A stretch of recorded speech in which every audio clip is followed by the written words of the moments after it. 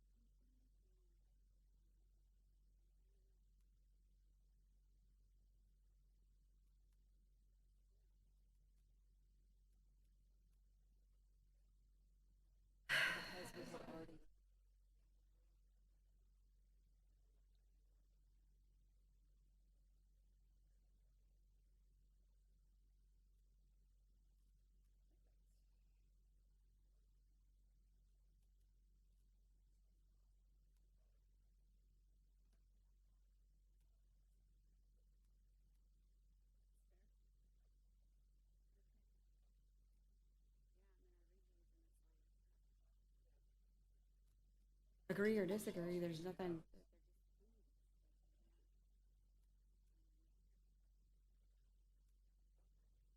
We all know the apartments we have are not full.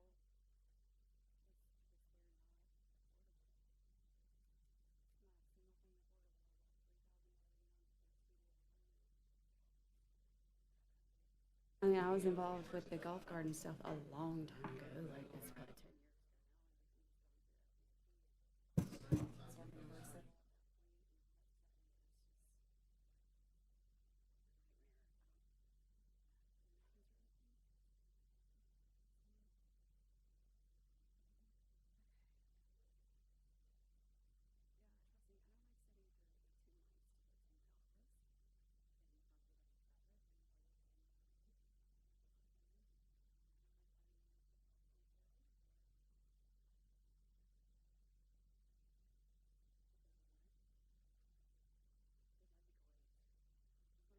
Problems with a lot of these sites.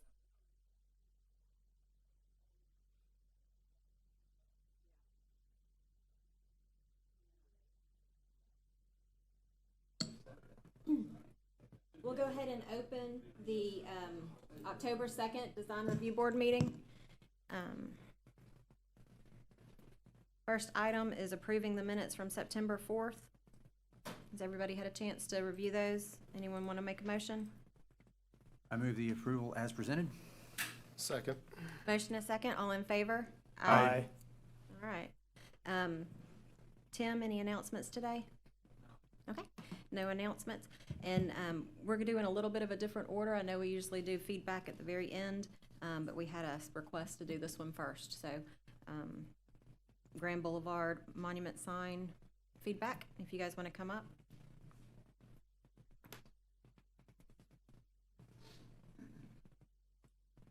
Good evening, everyone. My name is Harry Mark Okay. with RSM Design. Can you hear me? Is your microphone on? You might want to, There you go. Button is now up. there you go. Good evening, everyone. My name is Harry Mark with RSM Design. I'm here representing the Howard Group. We're an environmental graphics and signage design studio. We'd like to share with you all tonight some identity suggestions for identity monumentation along 98 for the Grand Boulevard transformation, and would love to get your observations, thoughts, and suggestions on this. Everyone see the visuals? Do y'all have it here? You guys looking up here? Got it? As the center is evolving, always seeking to improve the guest experience there, it very much is evolved into a true mixed-use development, one that has retail, entertainment, hospitality, office, and in as such, signage and the brand and the guest experience, if you will, is something that needs to evolve as well.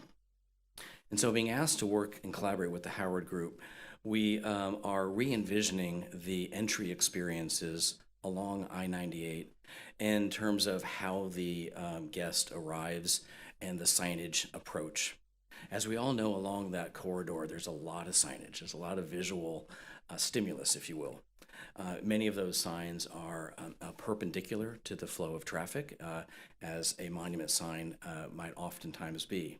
We're going to propose something very different here that's really more of a landscape treatment with some signage added to it.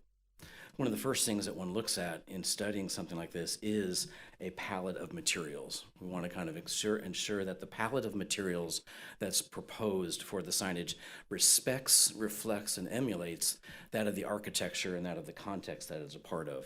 And so as we look at this refined material palette, we'll be looking at a combination of naturally quarried, regionally quarried stone, some concrete with oyster shells or poured in place concrete, as well as some stucco and other kind of accessory colors and patterns to enhance the signage itself. What we'll be looking at is we've got about 3/4 of a mile, I believe, of a project frontage along 98, and it's pretty robust, if you will. And it's that linear nature that we wanted to kind of suggest and propose be the genesis of these design suggestions for the monumentation. This monumentation will be part of a larger scheme to redo signage and the guest experience throughout a visitor's experience at Grand Boulevard, but we'll just be focusing on the identities elements tonight to get your initial thoughts on. We're looking at somewhat of a kit of parts, if you will. A kit of parts of landscape walls, some of which will have signage added to it, and both tenant as well as project identity. As you see in the upper portion of the slide, it's a kit of parts that's kind of spread throughout the frontage of those A, B, C, and D.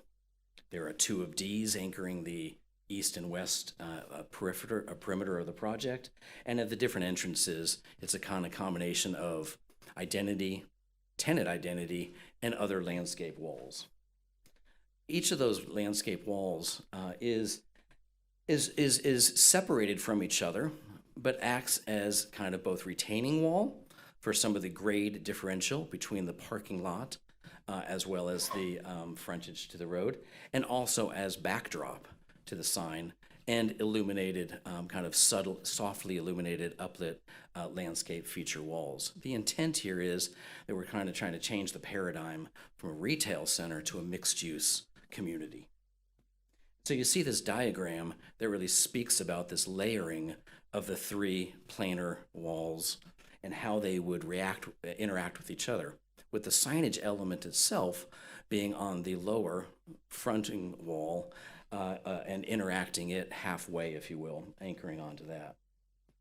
You see a rendering here of one of the entrances there's 4 different configurations of these, but one of the entrances and how, if you all might recall the signage along there currently, it is, there I believe are 6 traditional, I call them tombstones in the landscape, or monument signs that are about 9 feet wide by about 12 or 13 feet tall. This is taking that similar square footage area and going lower, horizontal, and I think respectfully, a bit more tastefully done as to create a kind of level of an entrance into the quality experience that the guest has at Grand Boulevard. And looking a little bit closer, lower planting, will be proposed in front of that, so as not to block the sign, and maintained so that it keeps a low profile. The Grand Boulevard letters themselves will be internally illuminated, acrylic face letters with no plastic trim cap around it, but a very kind of well-detailed letter form, the branded color of the blue on the return edge of that. And you kind of see how this layering quality of the landscape walls and the signage element creates for a kind of, I think, a respectful and handsome kind of entrance into the project. Many of these on both sides of the entry experience.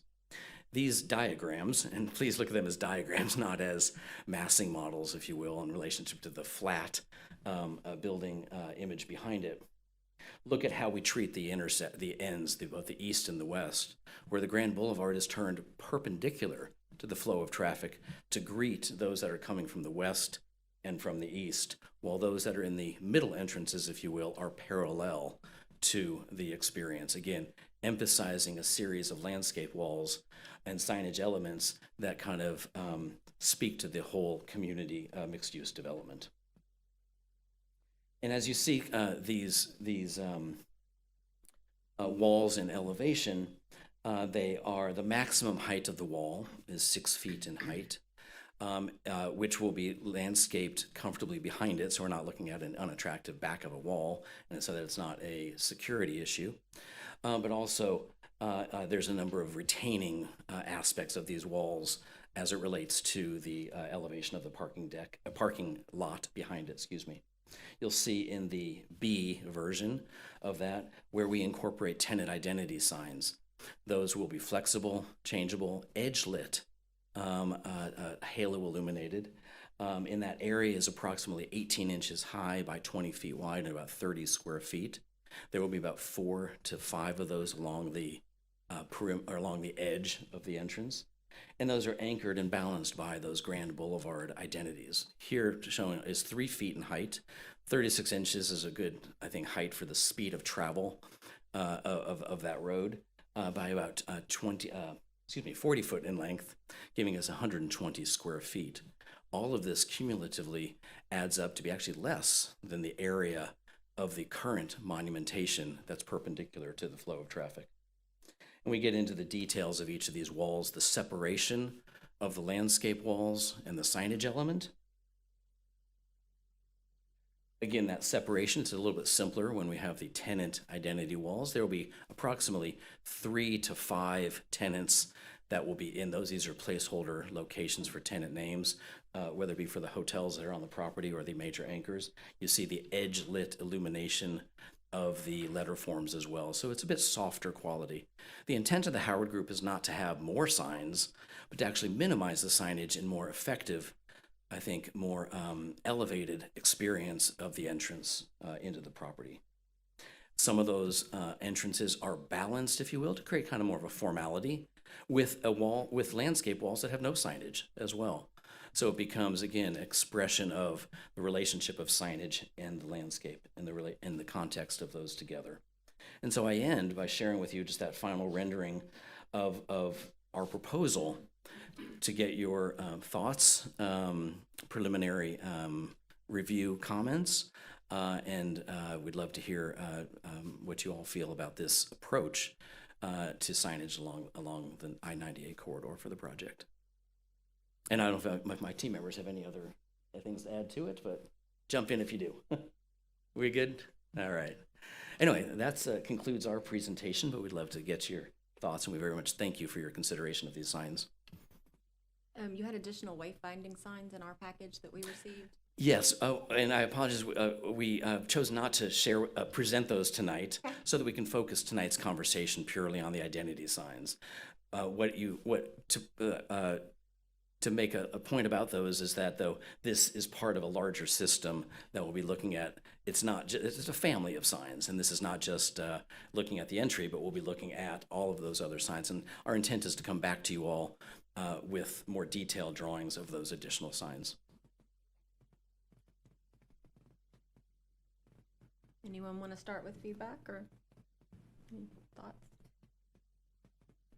I just had one thought when I was reviewing this, and From a design perspective, I feel like it's very lovely. I am a little bit worried about sightline triangle and visibility. That was the first thing that stuck out in my head. Being a frequent visitor of Grand Boulevard, that's an issue right now. Turning in and out of a lot of these tight spaces where the landscape kind of comes out too far already. So I know you mentioned 3 foot height. I see 5 foot height on the drawings. Is it 3 or is it 5? There's a series of the different walls. The tallest one in one of the, I'll call it the locations that's got some grade changes, 6 feet in height. There's only one of those walls that is that. The majority of them are shorter. I will share as well that we are in the process of collaborating closely with the landscape architects on exactly those points of the site triangles, the setbacks, the easements, utility easements, and any subsurface issues to make sure that these are, one, not encroaching, which they are not, into the DOT right-of-way issues.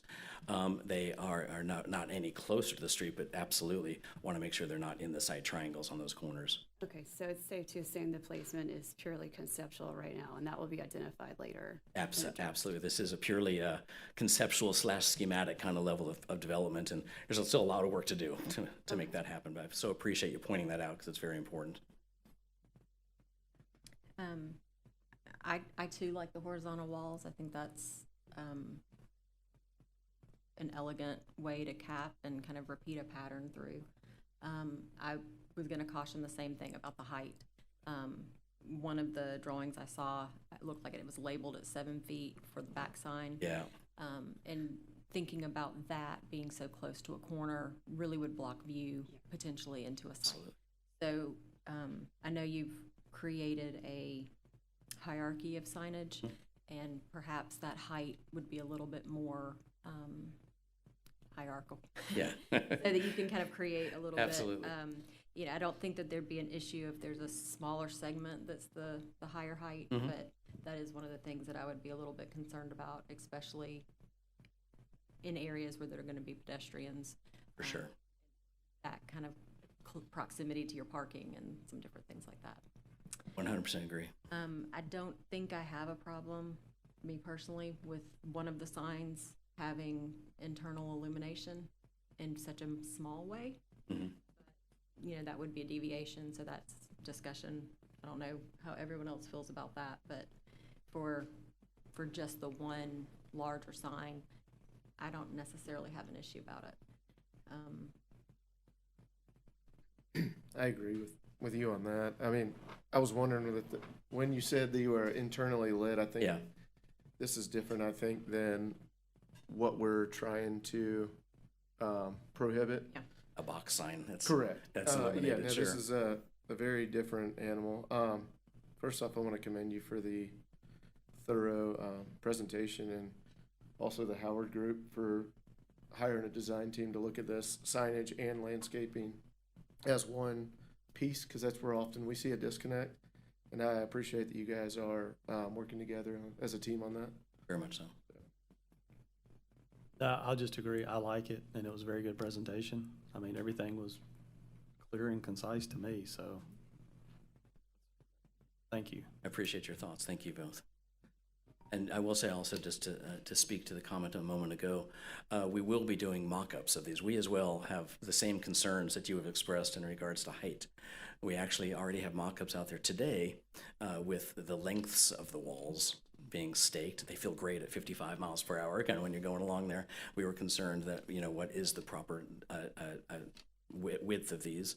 And we will be doing kind of more detailed mock-ups as well to test those exact things. Great. I know you said you're not discussing the internal wayfind signs right now. But just a brief comment, when you do come back on that, some of the placements of those probably would definitely need to be adjusted for sightline visibility as for well. Sure. Yeah. Due to stop signs and congested intersections and things like that, so. And I even found out today there's a new lane being added going into one of the entrances, and so yeah, it's as part of that development process. Yeah, we'll be looking at those. Thank you. Any other feedback?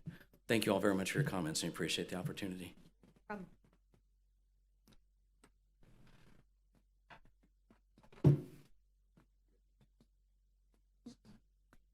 All right, Tim, if you'd like to Start with number 3. Well, I had a comment about this. I think we would do this just by amending their existing master Master sign sign plan. plan, yeah. Because they have a number of deviations in that plan now. So I think that would be the route that we would go, is we would just amend it to incorporate this. All right, Tim Brown with Planning and Development. Good afternoon. Lux Apartments. This is a major development order application submitted by Jenkins Engineering requesting approval to develop a 240-unit apartment complex with clubhouse, pool amenity, public recreational facilities, and associated infrastructure on 24.47 acres with a future land use of mixed use and a zoning of village mixed use. Property is located in District 5, just a little west of the public shopping center. So it's VMU over 3 acres, so they're required to have a recreational component. So in this case, in consultation with the applicant, they are going to dedicate that to the county. So it'll be up to the county to decide what we're going to do. Is it going to be a park? You know, what are we going to do with it? But they're obligated to either pay the rec fee or provide 5% of the land area. They've decided to give us 5% of the land area. So in addition, I handed out some public comment we got this week. So with that, I'd like to enter the staff report and that public comment into the record. All right, so noted. I'll entertain any questions you may have, or I'll turn it over to the applicant. Is this going to be gated, this community? Do you know? Well, okay. And I forward your question, David, so he's ready to respond to that. Thanks. Any other questions for Tim? All right, seeing none. Our applicant, please. Good afternoon, everybody. Jamie Eubanks with Jenkins Engineering. So the architect has been stuck at the airport now for 8 hours. I do have him on speakerphone if there are questions. That I'm just a lowly civil engineer, so out of my realm. But real quickly, I did see your comments, David, and I talked to Tim about them. We went back and double checked the count, and I think it is confusing because we didn't label the garages. That was part of the problem. We do have the number though, the 454.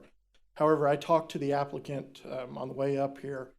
He is actually going to just withdraw the garages at all. He's no longer going to do them. It fell out of his portfolio of what he wanted to do. Okay. So we're just going to convert those into regular spaces. Okay. So just, if you do approve anything tonight, it won't include the garages. Beyond that, take any questions, and if we got anything architectural, I've got Christian Oquindo here on speakerphone. I can be a relay. Okay, thank you. And thank you for coordinating that. Yeah. I know it's not ideal, but No, appreciate no, it. it's not. I'd rather somebody else stand here when you ask them. I understand. Any immediate questions or anything for the architect or civil that we want to go ahead and address, or?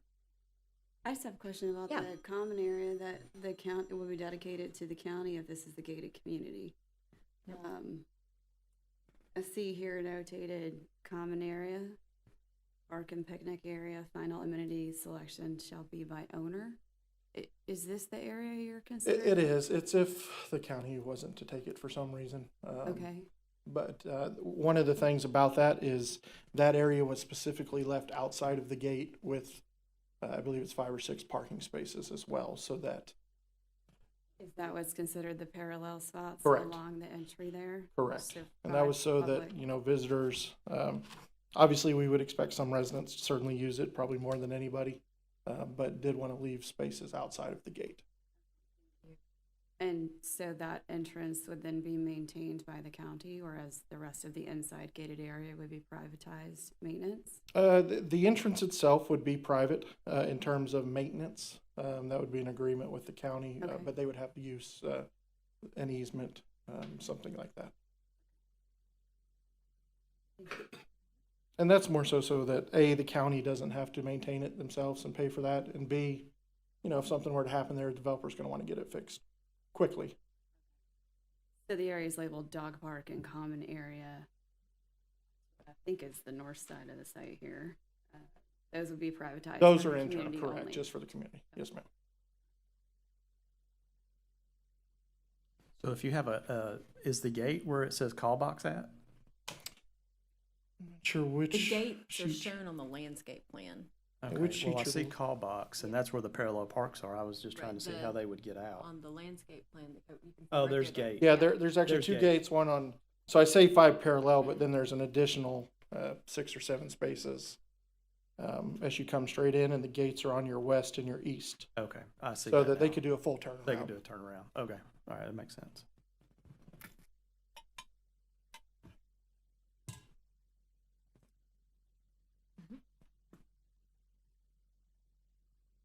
Could you describe the overall site? There's, I believe it's approximately 30 acres, and a substantial portion of that 10 acres, 9.5 is wetlands. Correct, so Can you- essentially, go ahead. I was just gonna say, could you describe those wetlands? I mean, obviously, current regulations, they can't be developed. Are they, being preserved perpetually? Can you kind of describe how the 30 acres breaks down and the 5% ends up being this one little square of the 30, or that's 5% of the 14 that's being actively developed? Excellent question. We've run it at 14. I would think that would be if the county were to come back and say it, this, I think it's 24 acres if I'm not mistaken. 24.46 acres. Oh, I'm sorry, yep. Yeah, where it was Sorry, not. 14 and 10, yep. If it was to be based off that, then I think they would have to pay the rec fee, to be honest. Tim, can you?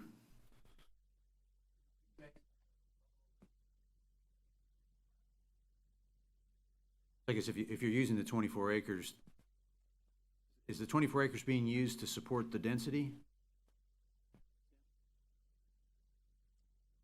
Yes, right? Yes and no, it doesn't need it all, but base density is, The same with the rec 91. fee. We would use the whole property. It's 6% of the assessed value, even though they're not really, they're using very little of that northern parcel.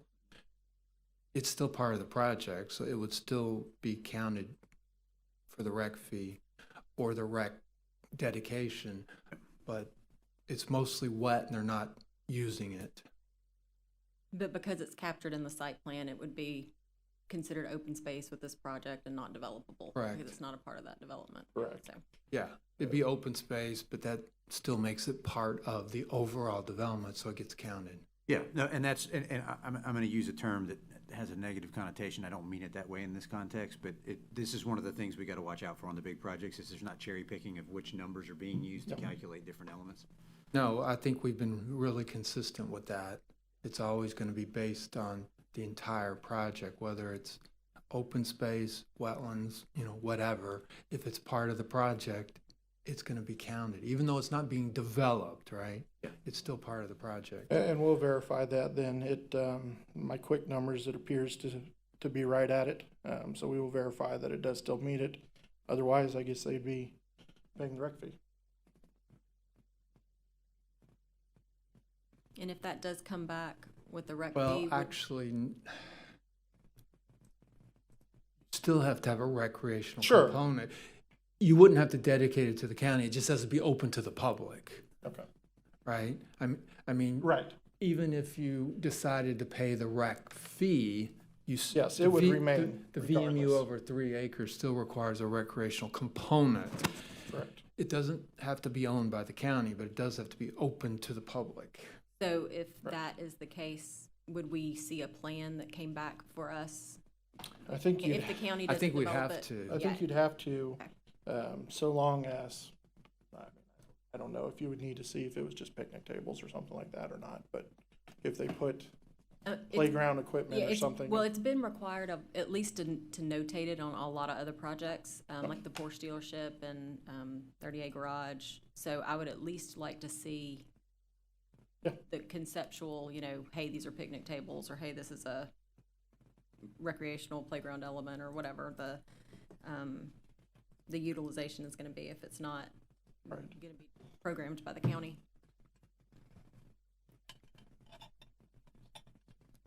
It does, it has two. Yeah. That's outside the gate.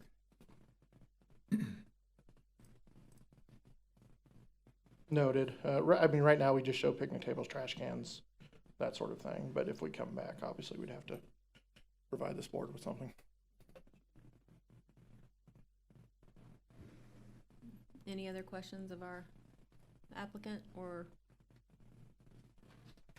their architect?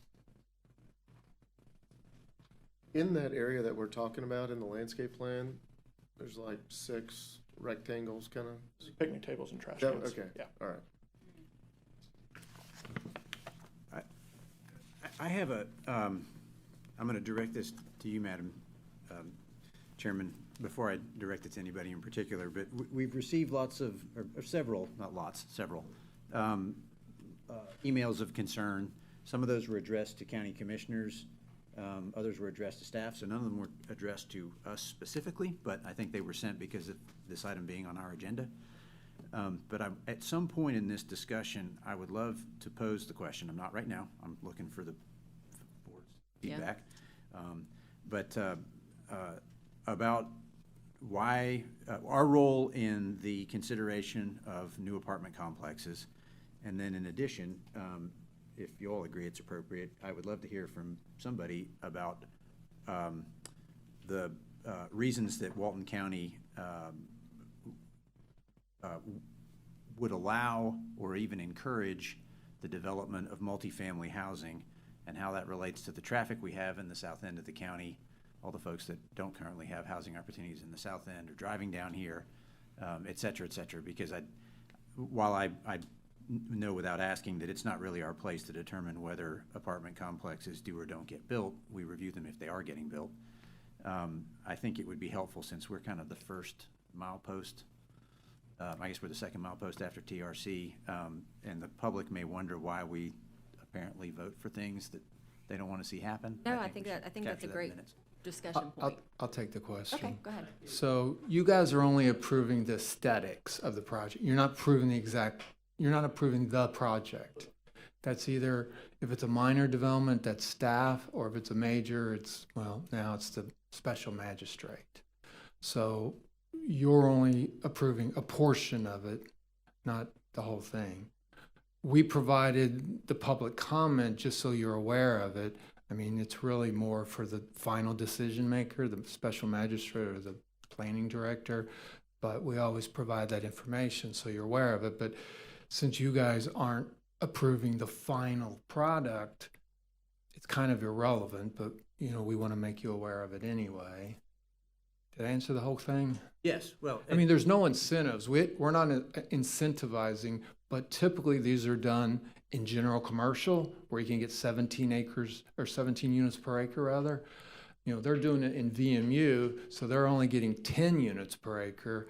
And of course, we penalize you for filling the wetlands. The density is 1 unit per 20 acres anywhere where you're filling wetlands. So we're not incentivizing in any way. And it's really fallen off a cliff. There for a while, we were getting apartments hand over fist. This is the first one we've gotten in a while, and I'm not aware of any others in the pipeline currently. And I guess for my 2 cents on it, I agree with Tim. We've kind of got a limited scope from what the Chapter 6 standards kind of entail. But I think that, you vote your conscience on whether you feel like it's inappropriate or not. But that's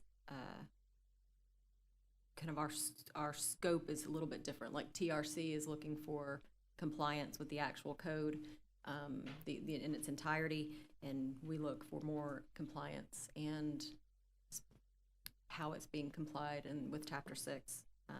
It's kind of my 2 cents on it. That's. Yep, and most of the intent of my comment had to do with just capturing for the record that we recognize that we received the comments, and Absolutely, and the reason yeah. that we probably won't address many of them in detail. Absolutely. I will, if it's okay, use this opportunity, just since this is the topic, to say that I don't claim to have the answer to the question, but I would caution the public to assume that an apartment complex being built in South Walton would generate more traffic. I sit in the same traffic they do, and what I'm seeing is a lot of people driving to work every morning. And so some of these apartments are probably going to reduce traffic. Now, where they're placed, how many of them there are, whether they're hitting the right market segment, I don't know. I didn't have any reason to study that, but Well, but you're right. I mean, from a development standpoint, I mean, I think all of us being development professionals know that parking ratios and traffic numbers and school impact numbers are much smaller for Yeah. apartment complexes than they are for single-family homes. So, Yeah, it's- actually, the traffic generation rate for multifamily is less than single family. no, yeah, Right, and yeah. and that's exactly the point that I wanted to make. To the extent that many of us sitting on this side are licensed professionals, and if it was our place to spend a lot of time addressing these comments, it would take quite a long time to drill through all of them. But I do think the public needs to be made aware that just because it's a big building does not mean it has an outsized impact. I did a quick back of envelope calculation, and the reason I had the 30 acres in my mind was the typical lot size of a single-family home in South Walton is somewhere in an eighth of an acre, probably on average. Some of them are a lot smaller, some of them are a lot bigger. But it would take 30 acres developed to house this many people, 240 at 1 and 2 bedrooms. This is only impacting 14 acres. Correct. And so there's a lot of other consequence to the single-family model. Several of the emails said, why don't we just build single-family houses? And as an urban planner and architect, I do want to answer that question. And the reason is because we don't have enough land, developable land, to support all of the restaurants and things like that with population unless they drive in, which is where the traffic comes from. Yeah, and it's counterintuitive to the public, but you're looking at less traffic, not more. I mean, if that was developed, your point included, if that was developed single family, it would be the whole 24 plus acres. Sure. And then you would actually be looking at more traffic than this is going to generate. Just to make the numbers and the finances work too, you'd be looking at those wetland impacts that you can avoid by going more vertical. So, okay, I'll leave that alone at this point. Thank you. Does anyone else have anything for our applicant? Any other questions? I just wanted to tail off of the comments about community concerns real quick. I agree with everything that's been said about the traffic impact. However, these developers come in under the guise that they're going to provide affordable housing for people that work in industry here. That's not what happens. We recognize that, however, we have no control over these issues. I'd like to put it on the record. The Design Review Board's responsibility is not to form an opinion on that one way or the other. But, we do recognize that a $3,000 a month studio apartment is not affordable for someone working for tip wages. So a lot of these things do sit empty, and I think that's a major concern to be considered with the higher ups, and I would agree with that statement. However, we cannot vote one way or the other on that as our board. Thank you. Does anyone from the public wish to speak on this project? All right, and seeing no one, discussion.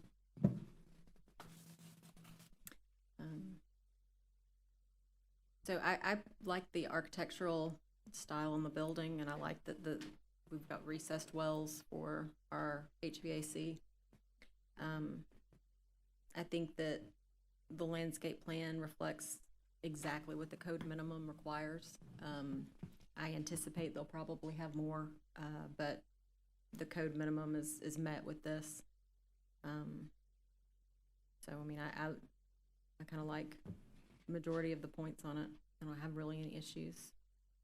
I don't know if anybody else kind of feels similar. Did you see any details on Dog Park? I didn't. No, I didn't see anything for any of those. Pool also, yeah, the pool doesn't Pool have all areas. that. yeah. Or, yeah. Mhm. I mean, Dog Park does require specific fencing requirements for in and out for safety. Mhm. That's something I would address for a detail sheet to provide that information. And for entitlement documents and permitting, I don't know that that's really, yeah, it's for construction. And I think that we don't usually see a lot of pool details for that reason either. Yeah, they So, require their own permit. yeah. Mhm. But I like that they've addressed where those areas are gonna be. I guess as long as the fencing elements match the fencing elements of the site, for the dog park, that would be.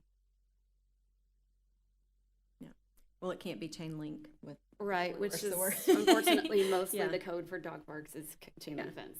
So just bringing that topic up. I did spend a little bit of time going through the lighting. The lighting levels are reasonable. The much of the site is below 2-foot candles. There's a couple spots that are up in the 3.5 range, but other than that, it's fairly low levels of lighting. And they're full cutoff fixtures.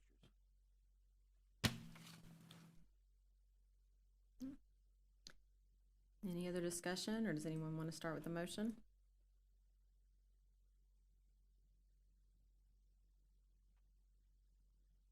I guess before making a motion, ask staff a question. Is there anything in the application that we need to put a phrase in the motion that recognizes this question about the acreage and the calculation? No. No. Okay. But you do need to include that it excludes the signage, because they didn't They didn't provide. really have any signage in the Yeah, package, yeah. so that needs to be in the motion. And the But- garages? The garages are actually, they're not actually labeled anywhere, and that's what Yeah, I was brought up the confused question. about They're that. just kind of these dark spots on the And that's site because plan. we were Dark, taking yeah. them out and forgot to. To take the change dark our spot flag. out. Take the Okay. shade out? Okay. Oversight on our part, and I confirmed that. The only other thing I don't know, Tim, if we need is just something that does state if this is not donated to the county, that any sort of facilities need to be brought back to this board in terms of the recreation. I don't know that we'd have to don't know if include you- that, because that would be kind of an automatic, right? That would, Yeah, I mean, I'm not sure that it would make a difference one way or another with the board, what they were going to do, other than, you want them to show what they're going to do. I mean, I think that's what it comes down to, correct? right, because it's been one of the requirements we've asked of other applicants, and I just, for sake of consistency, having Well, that in the and we've development done that order. for the final approval too. It just happened, it's on there when it comes to you guys, but we were always going to require that for the final approval. So, yeah, I don't think that that's necessary. We'll make sure that happens.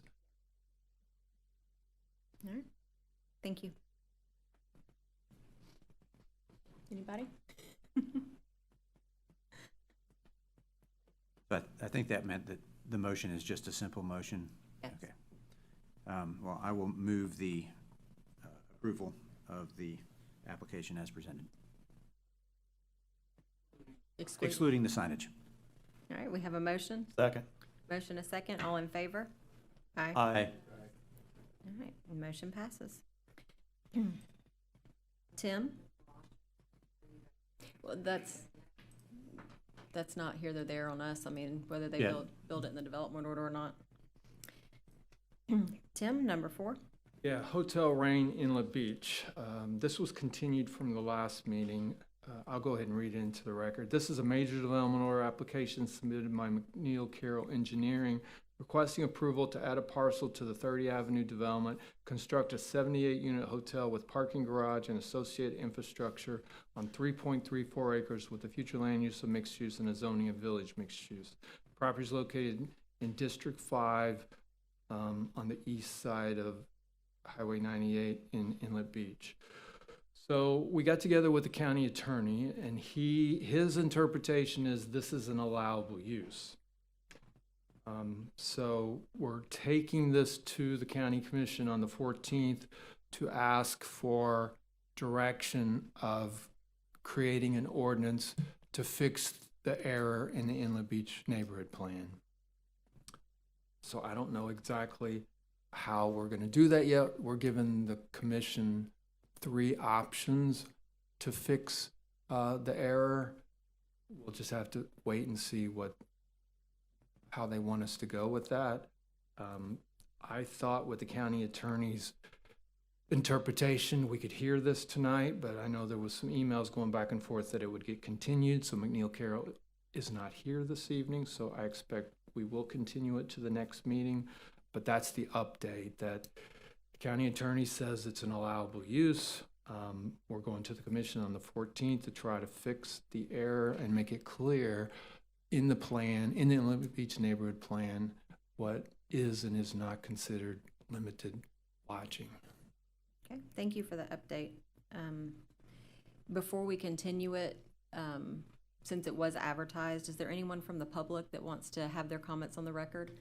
If you gentlemen would like to come up, I'd hate for you not to have an opportunity to discuss this on the record before we continue it, since you've made an effort tonight.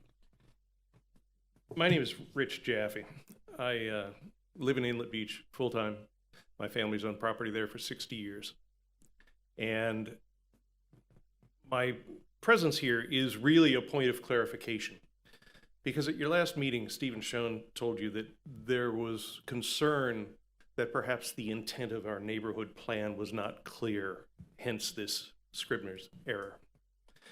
Let me assure you, the intent of our neighborhood plan was always and is perfectly clear.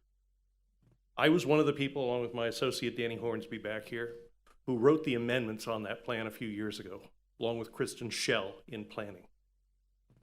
We spent a lot of time on it. Our intent was that nothing like this project ever be built in Inlet Beach. It doesn't fit, it never fits. We went to battle against someone who tried to build a hotel in Inlet Beach a few years ago under the guise of calling it a B&B. It never got built. This is a residential community. I grant you, along 98, we have our share of commerce. But nowhere ever did people agree to or plan that there would be a hotel built.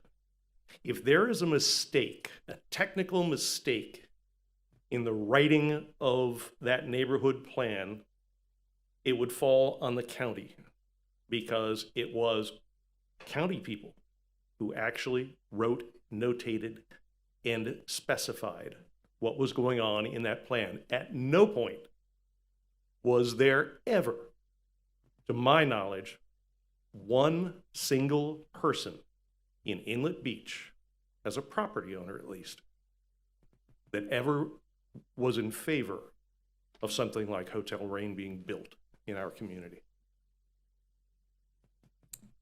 You were looking for clarification.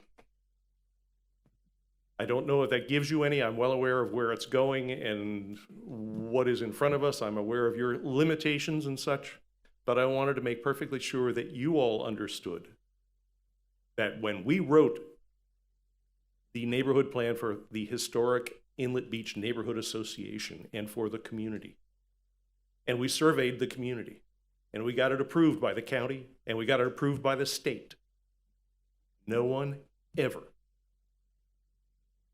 envisioned or agreed or wanted anything like Hotel Rain in Inlet Beach.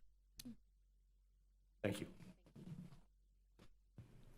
Is there anyone else that wants to speak? All right. Not Siri. Thank you for your comments. With that, would anyone care to make a motion to continue? What's the November meeting date, Karen?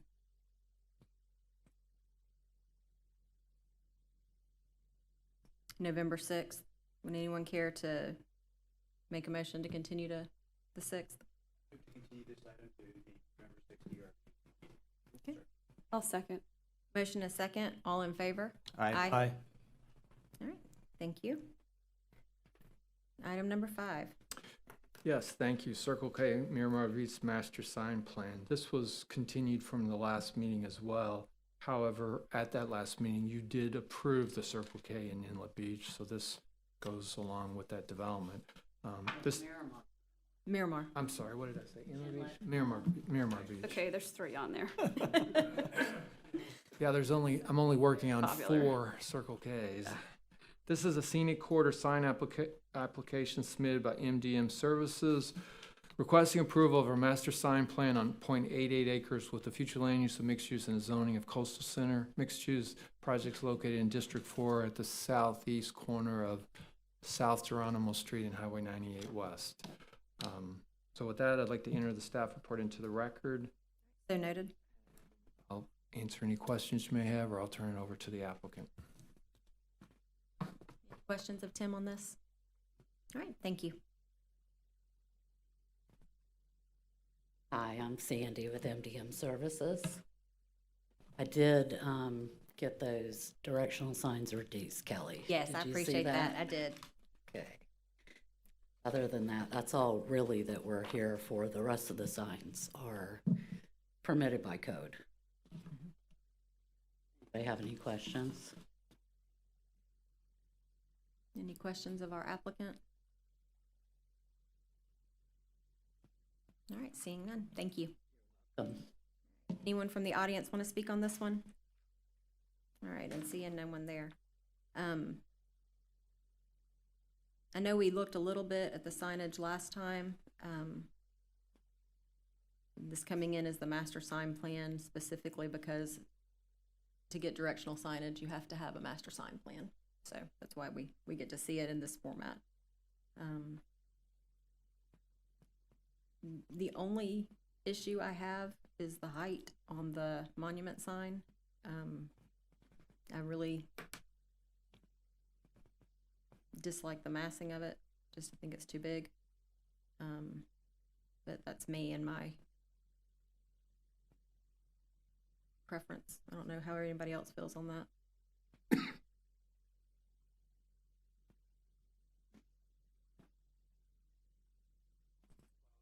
Monument sign's not approved with the master sign plan. That has to come back to this board. I didn't know that. Thank you, Tim, for that The clarification. master sign plan is strictly for, Building and directional. yes. Building and direction.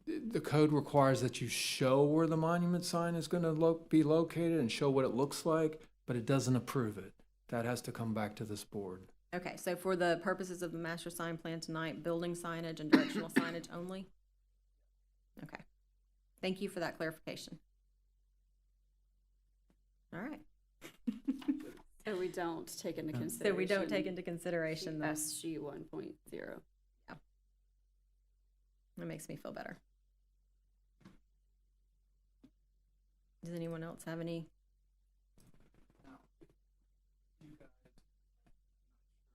But if you guys approved it with the project last month, then they don't have to come back. I mean, when the signs are submitted with the project and you approve the overall thing, then they don't, they Did don't we have, exclude signage last time? I don't remember. We did I in the think minutes. we did. No, let me, Well, if that's the case, Go back then to the minutes. yes, they'd have to come back. I just wanted to make sure we were all straight there, that if yeah, you, signage not being a part of the approval. then they will have to Yep. come back.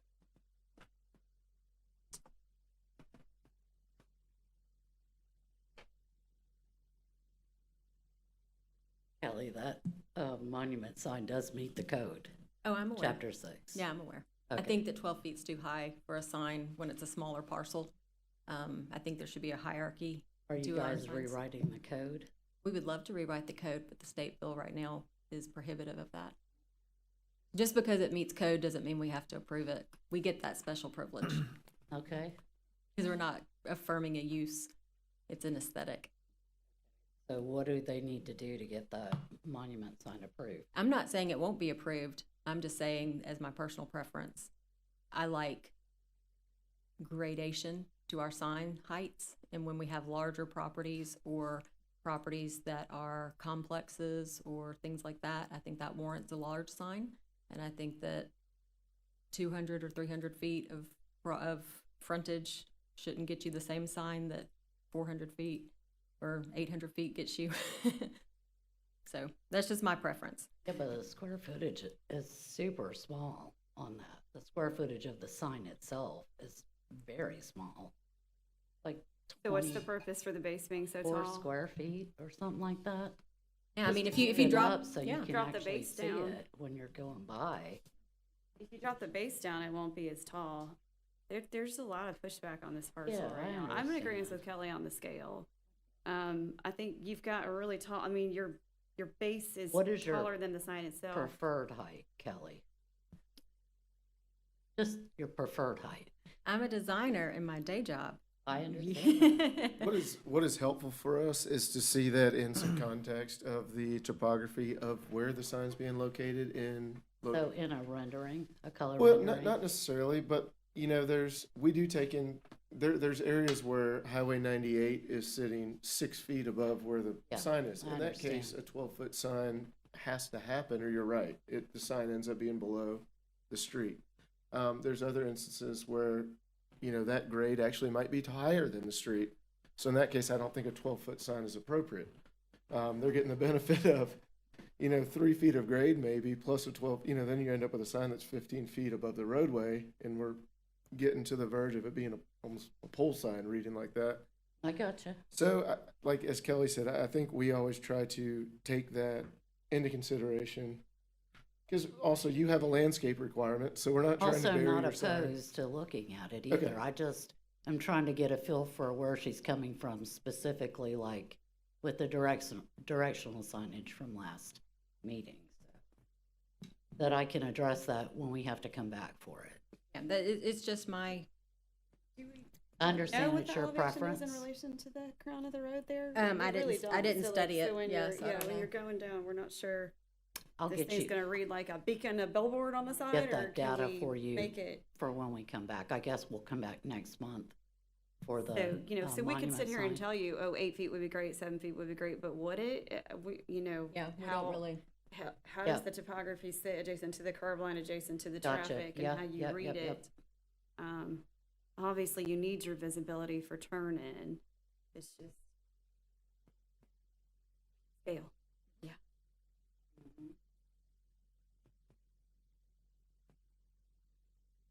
Okay. I had one quick question. On the 24 by 50 foot canopy, Uh-huh. that one's used, you said, for RVs, right? Which way is the do not enter and enter here? Enters on the back, like the back of the store. Back. Okay. Okay.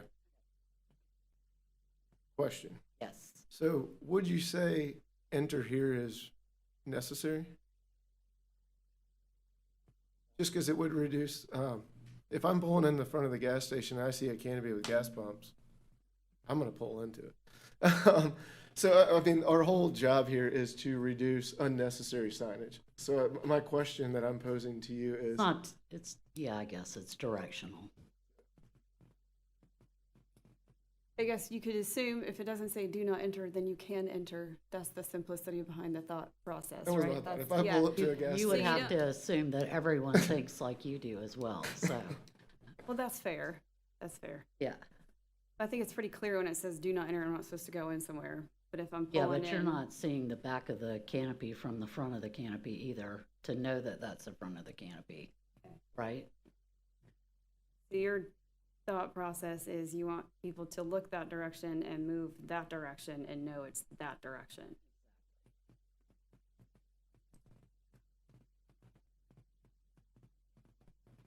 do you think the scale of that could be reduced at all? I mean, those letters are pretty big on I mean, because at that point it becomes directional, you know, it's not branding. You're not trying to brand, so I'm not saying anything, you know, like you're not trying to get extra advertising. I understand that. Tell me how long that do not enter sign is. Maybe we could go with 12 inches, Yeah, let's see. if that would be better. I would be. Would you be happier I with would, 12? yes. Sorry to nitpick, but Oh, 178 inches, is that what you're asking? Yeah, I'm asking for the length of the sign, yeah. Do not enters 178, enters And 148. that's in addition to the other sign that's already on the canopy. Well, there's no other But, sign yeah, on that's on the, that that's on the canopy. other. It's on the the front front. The canopy. other Circle K is on the, So we have two signs, one on the building and one on the front of the car canopy. This canopy is for RVs. Right and, there on that frontage. And You know, then the people sign is pulling here. boats specifically. Yeah. Mhm. so is it, So that's the Circle K sign. This is the enter here and do not enter sign. so when you turn in, are you going zoom like this, or are you going, let me come around this weird area and come here? Well, we do have some directional signs to tell you how to go, but they're pretty small at 30 inches. They are perfectly Look, adequate. I did go to that other Circle K and I did that store. Those are standard directional signs. But I still lowered them to 30 inches for you.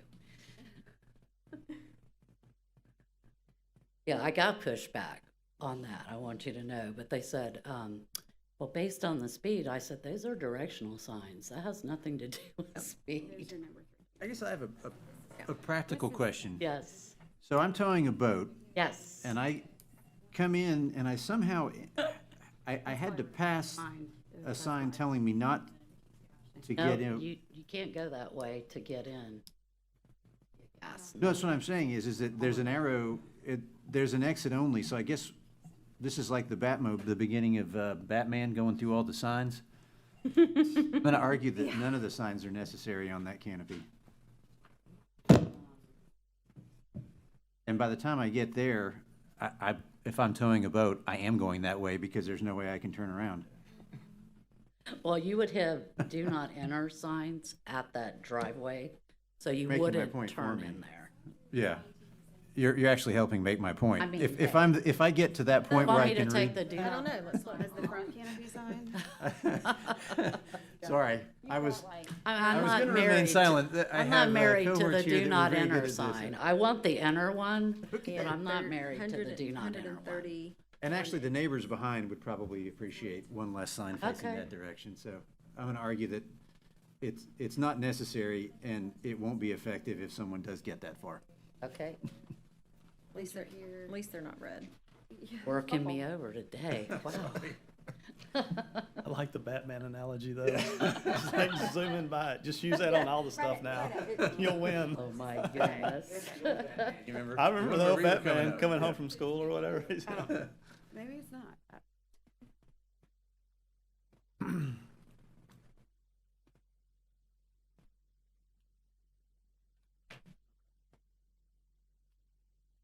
You're on your own on the front side. Okay. He said, now it's up to you guys.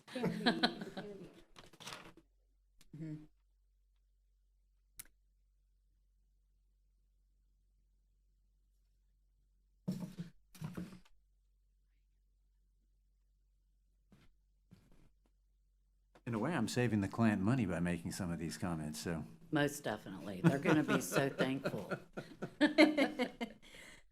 Hey, 12-inch letters are gonna be less expensive as well, so. Yes, Tim? to clarify, just so you're aware, the copy area of the monument sign, the gas prices isn't counted into that. Right, I know we're- that- We're preempted by the state. I didn't know Right. if you all were aware of that or not, that does not count. Right, we knew that one, yep. Or I knew that one, since we got misled on that one a couple of years ago. Not by you. I would never do that, Kelly, you know that. Another company sent a lawyer to remind us what the rule was and elaborated on what that rule was. Trying to avoid that. I'd really like you to just tell me what you want on this monument sign too, so I don't have to come back, but that's okay. I would just like it shorter. I think you guys just like to see my face. I don't have a problem with the two Circle K signs because they're not red. And And the It- bollards are not gonna be red either, or the tables. that was it's in the minutes. So it doesn't bother me one way or the other on the directional signage. Okay. But that's me, so I'm happy to discuss that further with you guys, but. All right. Thank you. Okay. I've already asked for that one, okay.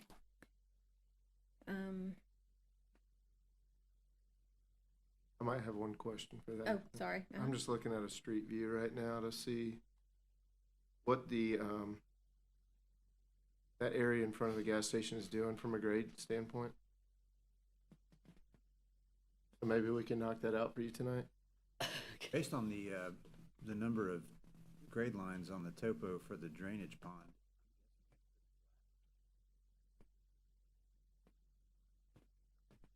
It is. Yeah, I don't have that with me, the grading plan. A Do you have relatively it? shallow pond, so.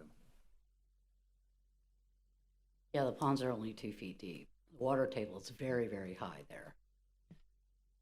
That DOT ditch in front of the site is 4 or 5 feet deep at its deepest point.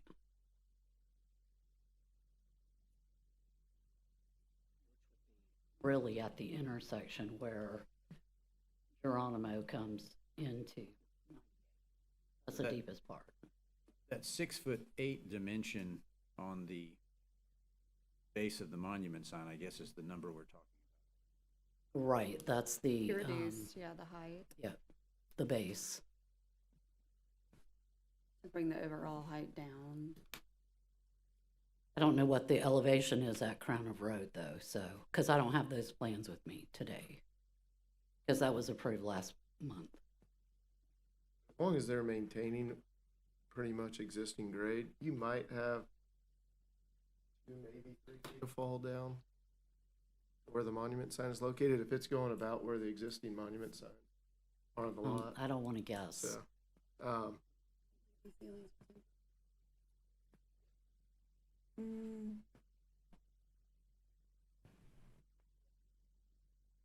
Pretty close. It's taller than the room. I'm with. what I have asked in the Never said past like- is that the applicant ensure it's no more than 8 feet above the crown of the road.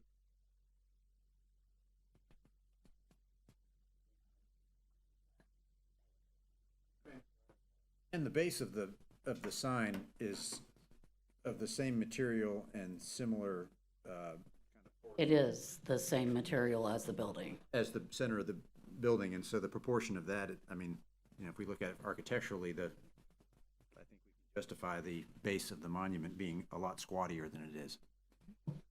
I just don't think we need a sign that's taller than this room going in at the edge of the road. There's a way to take it down. We're not building a Buc-ee's. Oh, God.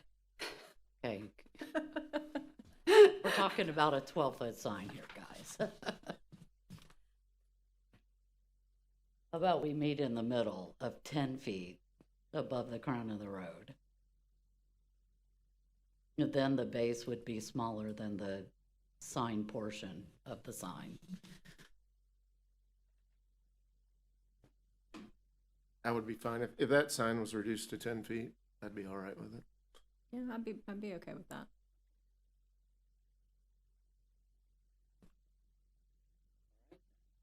So we'll approve the monument sign with the rest of the signs in this meeting. No, We can't do that. Can't. Yeah, it wasn't advertised that way. sorry. But at least now you know what we need. I'm gonna be back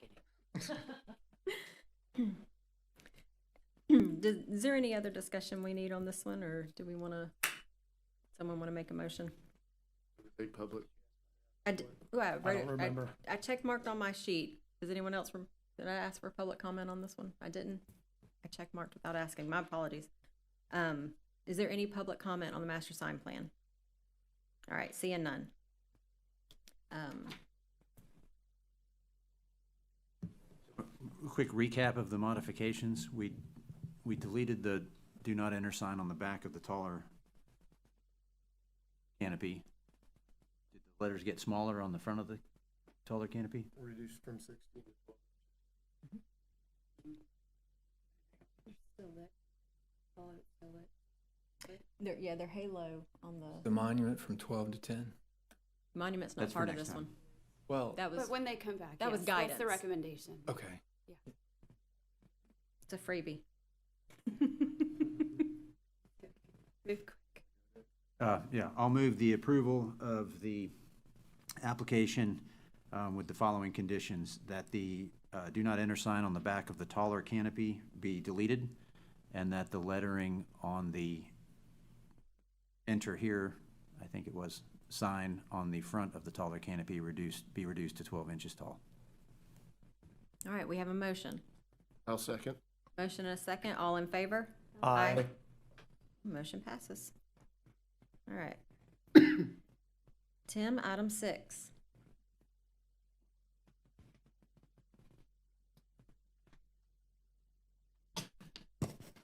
Inlet Beach Circle K. It came in as a Circle K, but now it's going to be a MAPCO. This is a minor development order application submitted by Bowman Consulting Group requesting approval to develop a 4,700 square foot convenience store, gas station, restaurant, and associated infrastructure on 1.63 acres with the future land use of mixed use and a zoning of village mixed use. Property is located in District 5 at the southwest corner of South Wall Street and Highway 98 East in Inlet Beach. So the last time this came before you, Public Works had requested a traffic and pedestrian circulation study. That study came back and said that it was okay for the south wall entrance to be right in and right out. But we know the community doesn't want that. They don't want cars going down into their neighborhood. So Public Works compromised. They're not going to remove the right in, right out completely, but now it's just going to be striped. Before there was a physical barrier where you could not make that left turn. Now, technically, it's a right in and right out, but there's nothing preventing you from making that left turn. That's the best we could do. I mean, I really tried to get Public Works to just remove it. They would not do that. So they compromised to that point. So, I mean, you will be able to make a left turn there and go out to Highway 98. I know some of the community wants the entrance to be off of 98 like it is currently. Public Works is not going to agree to that. So you are going to have an entrance off of Highway 98. You can also come in from 30A, and then you can also come in and out from South Wall Street. So Tim, you are keeping the western entrance off 98?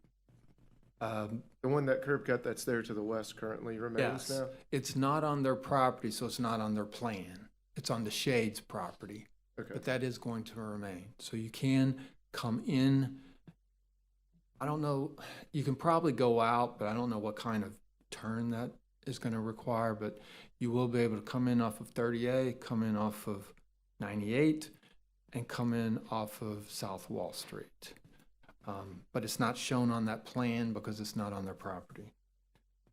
So that's the update. I mean, that's where we're at the last time it came before this board. So with that, I'd like to enter the staff report into the record, please. All right, so noted. And the restaurant, we discussed this previously, but as you can see from the signage plan, it's a Sonic. They are going to have a walk-up window, not a drive-through, but there will be a walk-up window. I discussed with the applicant, they have the signage in there from Brownsburg, Indiana. That's just an example of the typical MAPCO signage. So are we or are we not approving signage with the plan? You are. Okay. The two, I'm not sure if they show the monument, but there's two, I have no idea by looking at the plan set. it's in there. They've got two signs on the front, MAPCO and Sonic, and then they've got one on the facing South Wall Street that says Sonic. So there's three. I can see the building signs, but I have no idea what else is on the site. I couldn't figure it out from the submittal. Yeah, we are approving those because they were in the previous iteration of the DRB inserts, and they're in this iteration. So I don't know if the monument sign's on there. I don't think they're proposing one at this time.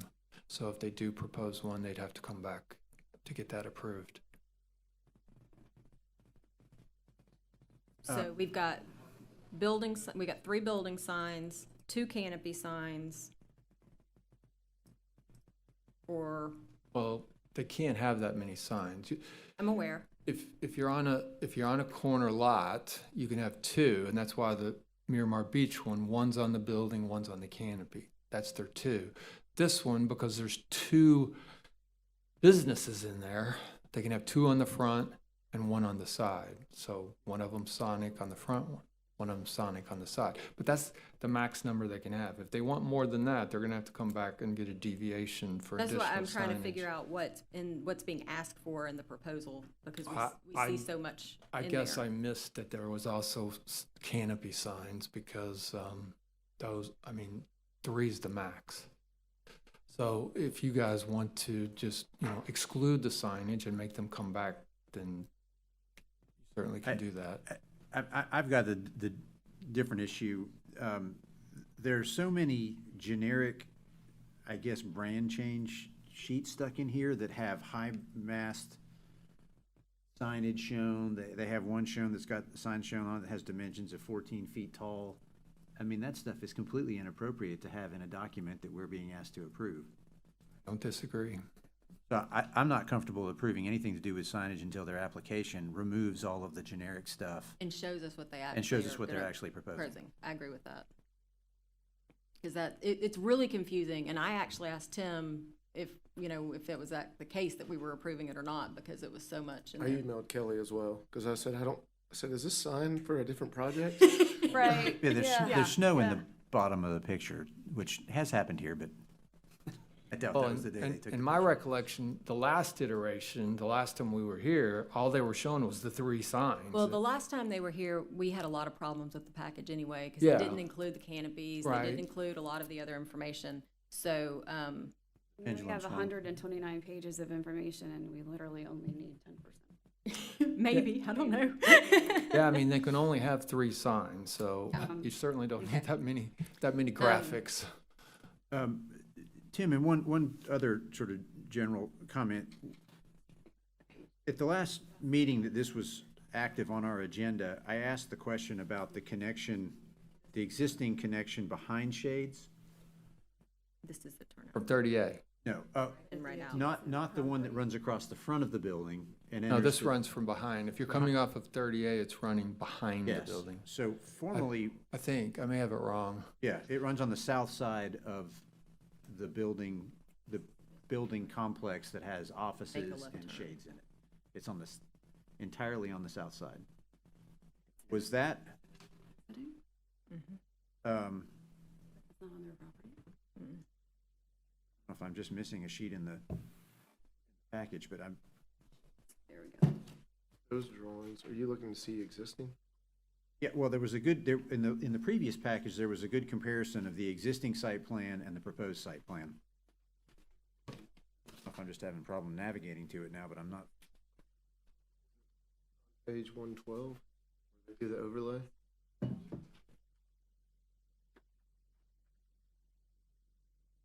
But my comments, and I'm just gonna approximate them, had to do with the fact that while there may be things that are not required, a lot of what we're faced with this project is we have a property that's in pretty awful condition. I don't wanna do something that prevents the property from being improved to make it cleaner, better maintained, all that stuff, because it's in rough shape now, but I also don't want to see things that are positive for circulation, people can get where they're trying to go, taken away, because, I mean, at that point, they're cherry picking, they're getting all the benefits of us being lax, or relaxed because of of trying to fix a problem, but then not retaining the good stuff on the site. Functionally, the good stuff on the site. Yeah, it's not shown on their plans because it's not on their property. I can't remember if it's on the north or the south side of Shades, but you will be able to access this property from 30A, and you will be able to access it from 98. But neither of those are shown That's because how they're it is on the now. adjacent property. That's how it is now. That's existing. Existing survey. This kind of shows where it's new sitting. Okay. Yeah, but that stuff all goes away. It went away. Yeah. It does. Yeah, this is this, The new plan doesn't show 30A access. no, and Tim, I just want to be very clear. I understand that the parking that is south of Shades and the offices, Blue Title, I think, and some other that are there, is not on this property. But I think at some point that gravel dilapidated road does touch the back of the property, and right now this project is being renovated to put a retention pond in that area. And Tim, Maybe that's cut off, but I know you there can is, probably answer there is this. access from 30A. But David, I do know from conversation with owners, and Rich, you probably know well about this, the parking garage. or something, or parking facility being planned across the street to reduce. But yeah, but the idea is, David, that workers, like, so all Shades employees will no longer be parking here. Yeah. Because the Shades employees are told to not use the front parking lot and are pushed to the back where this is going. There is, and I don't know where that stands, Tim, in the planning process, but I knew though that there is a parking facility being planned across the street. Yeah, and my concern, to be clear, it doesn't have to do with parking per se. It's the fact that the existing sites, there's multiple ways in and out of the property. I don't use this gas station often, but I work right across the street, so I do sometimes, and I frequently exit by going south of Shades. Yeah, I don't know if that's good. I don't have the aerial, but I know there's still, it may be on the north side of Shades, but there's still access, there will still be access from 30A. You'll be able to get from 30A to this property. And back again. I Yes, guess so. Using connectivity through Shades. Through Shades. On the north side, on the north side of Shades. because you'll be able to North go side to of Shades. 30A to get to the light, but it's so short, it may be difficult to get over into the left turn lane, but I mean, you can go over to 30A so you can get to the light, because obviously if you're going out Wall Street and you want to go west, you're gonna have to do a U-turn. Yeah. And of course, if you're going west, you're gonna either have to turn left onto 30A or do a U-turn to get into this property. But that is available. It may be on the north side of Shades, not on the south side, but it is available. Tim, I know you said that Public Works has, because I brought that up in the last meeting, that the worst thing you can do is try to push everyone out of here to drive through a neighborhood to get back to the highway. Yeah, I agree with that completely. That's why we really tried to get them to remove it completely, but they won't. I mean, they agreed to stripe it knowing that everyone's gonna ride over it. Yes. This reminds me of like this, like I said in the last meeting, that CVS in Inlet Beach, that's right in, right out, that every single person that goes to the CVS does an illegal turn into it. And you can do it in, like, you have to been behind a police officer that does it. So it's like, why are we doing something that we know is not good for the community, that we know no one's gonna follow? Yeah, I don't have the answer, but I mean, it makes no sense to me to push those people down into the neighborhood, because either you go down, I forget the name of the road, you can turn left and it'll bring you to You have to go wall. 98, or you can turn right and it'll get you over to 30A, but it makes no sense pushing that traffic down in Walton that Rose, I area. guess that would be.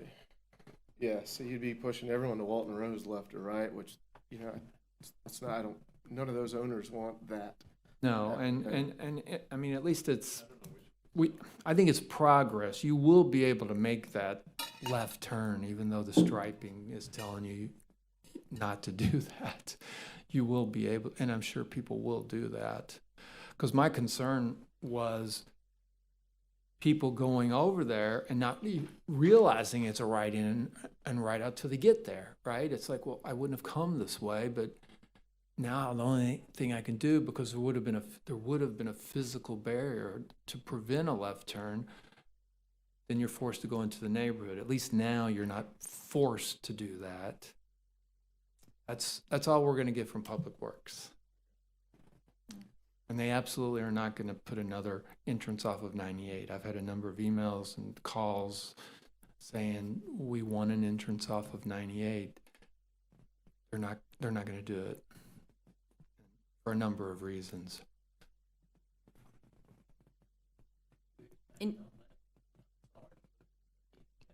I'm sorry, no.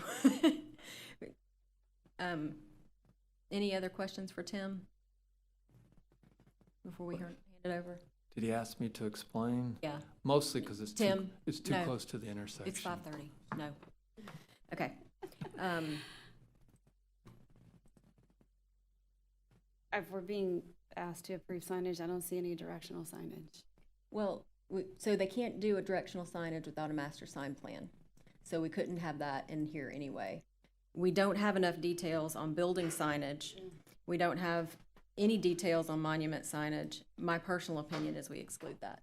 But just to kind of keep us moving here, if would our applicant care to come up and add anything to our discussion? Please make sure you state your name Thank you. in the microphone there. Thank you so much.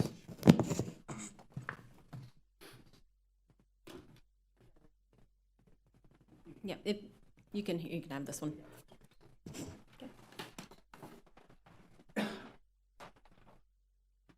My name is, no, you want to wait for you. My name is Nate Warner. I work with Loring Design Group. We're the architectural and engineering firm for the building. The first question I have, and it's actually civil related, I'm trying to understand this monument sign that you guys are talking about. It's an existing monument sign, is that correct? We're not doing anything with a monument sign. We have pictures of a monument sign. We have pictures of lots of stuff in our package that doesn't make sense. Okay, so So let me help you make sense of it then. we're going to exclude the signage, so Okay, so we can talk about the it. building, we can focus on the building then? I'd love to focus on the building. Do it. Okay, please. Tell us what you, well, we've been here a couple times, we've sent all this information. We went ahead and got the Munsell colors corrected. You know, I don't know what more we need to do to get this thing through. Are you picking him up in the microphone? Do you? Okay, sorry. No, We that's had it okay. For the record. Well, my question is more to you guys. What do we need? We feel like this should be approved, so we're not sure where we need to go from here. Okay, great. Any direct questions for our applicant? I'm still, and I'll just make it quick, I am still hung up on the site plan. I don't believe this is the best site plan for the property, and I don't know if that is, I think I asked this last time, to what extent is this board responsible? And my specific concern that I believe is germane to the design review board is the connectivity with the surrounding parcels. We had good connectivity, and now we have worse connectivity. And so a lot of the reason that we're faced with the odd site plan is because we're dealing with an unusually shaped parcel with an unusual relationship to a major intersection, signalized intersection. And I don't feel like this is the best way the project could have been sited on this property. I don't think For the you can neighborhood.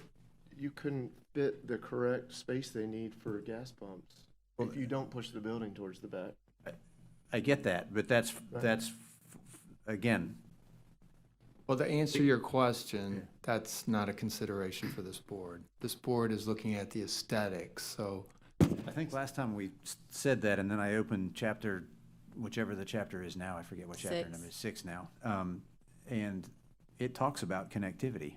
So, I mean, the easy solution is for me, I'm most likely going to vote against it for that reason, but I'm just trying to explain my position. Thank you. I understand. And I'll say something too, David. I don't know, and you're talking about the connectivity to the south of the building that's there now? Yes. And I don't know, and I don't think that we can discern from a title standpoint if they actually have legal access to cross said property. You know what I mean? Because maybe they've just been using it we're just gonna use it because we're gonna use it type deal. So, and I just bring that up because it's closed for a reason. And maybe there was a way to get it closed. Maybe they, from a legal standpoint, I don't know. Yeah. But that could be something that we're just not aware of in that situation. Because there's nothing on here on the survey, it's not an Alta survey, I don't think, that shows cross-access easements or anything labeled as an easement. So I just assume that it's just been used as a friendly handshake maybe, but.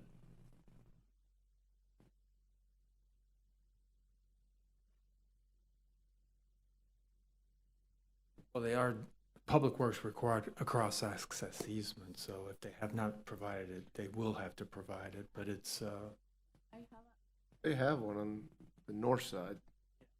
that's where it's gonna go. That's gonna be the, He's talking about existing right now on the south side. We don't have any documentation that would suggest that would be there. yeah, I don't know. Yeah. I don't know. Okay. I have an email from Public Works where they say that we don't need an easement over there because I need to find it, but I sent an email and asking like specifically tell me where we need the easement for a cross access, and they say that we don't need it. So that's why we didn't start the process. And I'm trying to find the email to show it to you, but I can resend it, and I can resend it to Tim too.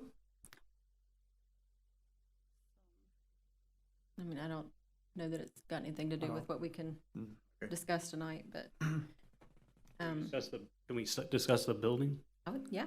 Okay. Let me just make one final comment. You're right. It is in chapter 6 where you've got cross-access. It's in the checklist. I usually say whatever, it's there, it's not there, whatever.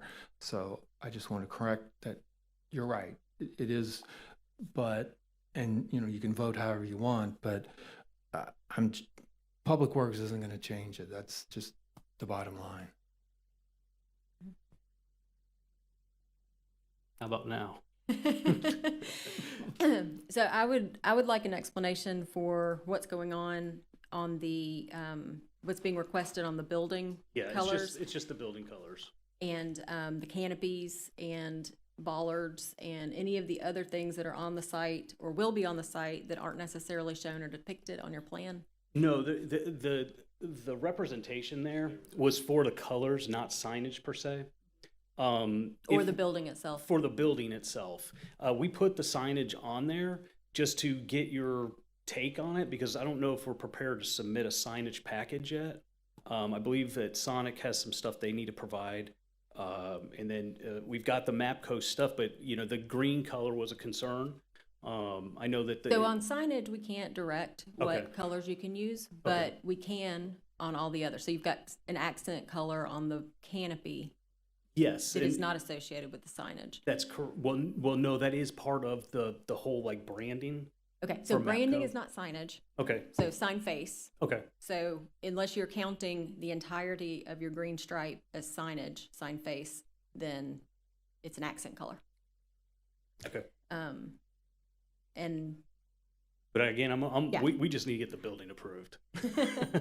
Let's take this step by step, but the building, I think we've met or exceeded all the requests and expectations.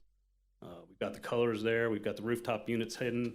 Here's the. Well, and I know on the, the bollards adjacent to the building are called out to be red on the site plan, and the rendering doesn't show any bollards.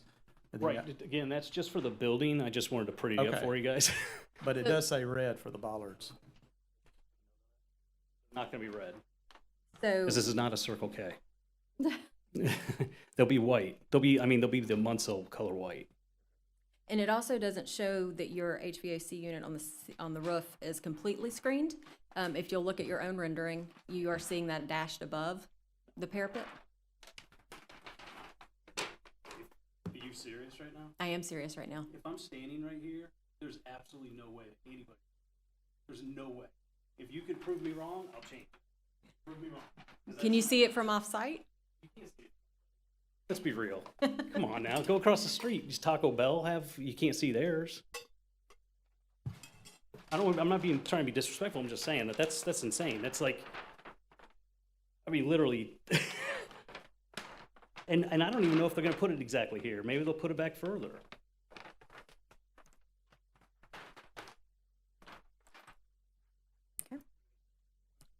They're concerned about the rooftop unit being seen on the side.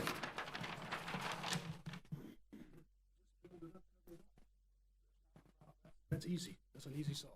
I know. Okay, for us. It's not their problem to solve, it's ours. Just build it up higher so you can cover it. That's fine. Do you want me to prove that? It's easy to bring that down. I know.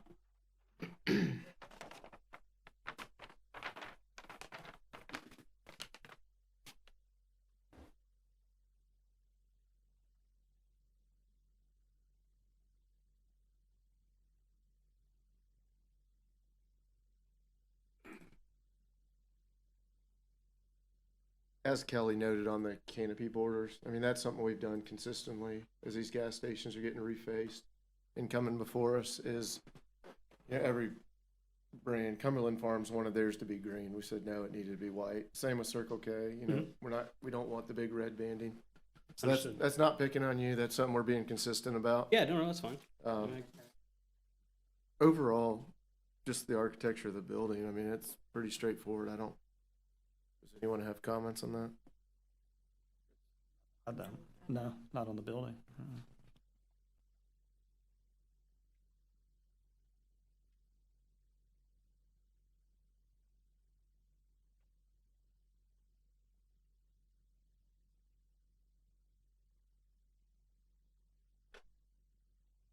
Any other questions for our applicant? All right, thank you. Anyone from the audience want to speak on this one?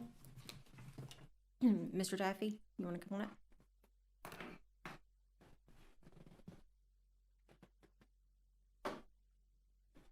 It's still Rich Jaffe. I have to echo some of the things that Mr. Bailey said in regards to the community's only issue. And I say this, I've lived there for quite a while. I was the president of the Historic Inlet Beach Neighborhood Association for a long time. Danny was on the board. We have worked long and hard to make our community pedestrian safe. You know that we got the underpass done. I'm preaching to the choir here, and I know it, but I'm going to say it. All of that foot traffic, bike traffic, the women with baby carriages and everything else, when they come across 98, under 98 now, hopefully, they're going down Winston Lane and they're going down South Wall Street. That's where they go. To think that Public Works, and I hesitate to use the word public works, they work for us. They're supposed to work for us. But if Public Works thinks that striping the street, going down the busiest pedestrian street in our community is enough to keep cars from going down there, they're the ones that are nuts. If these gentlemen want to come into our community and be a good neighbor, they should block off the entrance and exit from South Wall Street. You're being told that, oh, there's still an exit off of 98, maybe, but it doesn't show. Again, to Mr. Bailey's point, that entrance off of 30A in front of Shades, if it's going over to South Wall Street, when the light at 30A gets backed up, you know damn well where those people are going to go. They're going to turn right across there. They're going to go right through this place, and they're going to go right out on South Wall Street. All of which puts the people who are walking or riding bikes up and down South Wall Street at risk. It is a threat. If they want to be a good neighbor and come into Inlet Beach, then they should change that plan, block it off, go back to 98. And I don't care what Public Works says, they're wrong. It's not safe, it's not a good plan, and it is in the design of this project. So I would think that it should fall into your purview to consider that. It is not good for that neighborhood. We're fine with improving the quality of that place. Everybody knows it needs it. It's needed it for a long time, but not when it puts the people at risk who are being channeled down that tiny, busy residential street. That's all I got.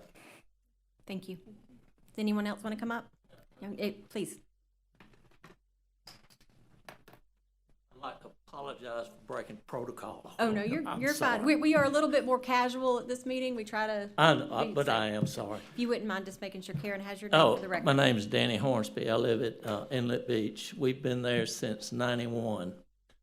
And it still is. It's the most beautiful place with kids riding bicycles in the road, the baby carriages, walking dogs. And it's an older, of course it's grown, but it's older. The streets are narrow. Most of the time you have to pull off to the side so two bigger cars can pass. Wall Street, Pompano, and Orange, and Walton Rose, those are going to be the ones involved. And you start moving this through there, people are going to get hit, they're going to get run over. When I go down, a lot of times I stop. I'm having to stop and wait for a car to pass so I can go around kids or go on bicycles or go around somebody pushing. I just hate to see this when they can do without it. That's all. And I want to thank y'all for Mr. Bailey, Mr. Kramer, and all for you brought up some traffic issues, not with just this product, all over. And I'm glad we're going to set the spark to get this rolling of what we're doing here. Thank y'all. Thank you. All right. Just- What if they were able to put parking blocks in front of each one of those spaces? They stripe it and then they couldn't drive over top of it. Over what? Isn't it, you know, where these, instead of, we're gonna be turning out where everyone thinks they're gonna be turning out, what if we did like parking, what do you call them? Curbs, parking curb things. No, I see, we don't want people to go right. No, I know that, I'm saying, Okay. but they're striping it, right? They're gonna require striping. All right. So if we just put some parking, what do you call them? I can't remember. Not speed bumps, like just, Bumpers? like the parking stops. Bill stops. Yeah, Stops? I yeah, don't wheel know. stops. Well, That's still- can you do that? And then that would solve the problem, wouldn't it? No, because actually, if Public Works says you have to have it, we want people to drive over. And that's what I think is hilarious, that we're like asking people to make an illegal turn out of your gas station. Understood. Um, I'm just trying to think of a way that will satisfy the community, and it's like a stop. It's a stopgap essentially. No pun intended. But I mean, it's like Why, Not why able are to. we required to have an entrance at South Wall Street when it's clearly a pedestrian conflict of interest? Well, this is, and I apologize if I haven't been clear. So today, I'm just gonna put this really bluntly, the property looks awful today. Yes. But traffic-wise, it's awesome. It works great. So now we've got a plan that makes the building look better, which I love, But access sucks. but it is the worst site plan that you could possibly put on the property. The access to 98 is the most when you pull up to that access, you feel like at any moment a car could come around that corner that just blew through the intersection and have a head-on with them. That is not, the existing access to 98 on the north side of Shades, the northwest corner of this property, is not the entrance and exit that most people, it's the entrance many cars use, it is not the exit most cars use. Most cars exit at the diagonal from that directly onto 98, which is fine because the traffic signal, the way the traffic signal functions, there's a break in traffic every, minute or two, and it's not a big deal to pull out. In the image, you can see there's the diagonal stripe break through the median on 98. That's the emergency vehicle access for the Inlet Beach Fire Station. And so now we're gonna be lining up all these cars going in and out, presenting them with, oh, maybe I can just sneak through that little cut there, which is for emergency vehicles only. So I think, I don't want to be disrespectful of Public Works, they have reasons for doing what they're doing, but I just think they're missing the big picture. I think the site plan has a lot of problems with it, and I'm frustrated that, again, love to see the project go ahead, more gas pumps, make the building better, all that type of stuff, but everything good about the site is being lost. It's a Do we- very awkward property to put a gas Do we station know on. why they told them to shut that that existing access on 98? I don't, I believe that was FDOT. I don't know. I think it was too close to the intersection with South Wall. What's there now is very close to that. So Oh, they're it's like- closed, yeah. So they're like, we're yeah. gonna close that and we're gonna use South Wall because it's already there. That's the reasoning. It's too close to the intersection. But functionally, they're not just saying we're gonna close that and move it to South Wall. They're then additionally saying that anybody coming out can't turn north, Yes, and which is completely different. I don't understand that myself, but I mean, they've said that from day one. And by the way, I hated that the applicants are being caught in this crossfire. I'm really sorry about that, but that Well, doesn't. and the community, Yeah. the community as well. Exit? I don't know why, but they've had that since day one. Here? I think the community would be happy with what's there now, how you get in and out of that site now. But Public Works said right away, we're not going to allow an exit directly onto Highway 98.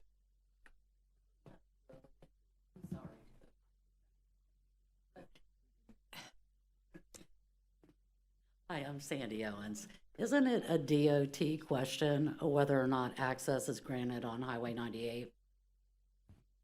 That is solely DOT's responsibility to grant. And it's not solely, and I think, Fully, But they not can solely. overrule the county. Yeah, they can, yeah. They And can they could be overrule brought us. before DOT.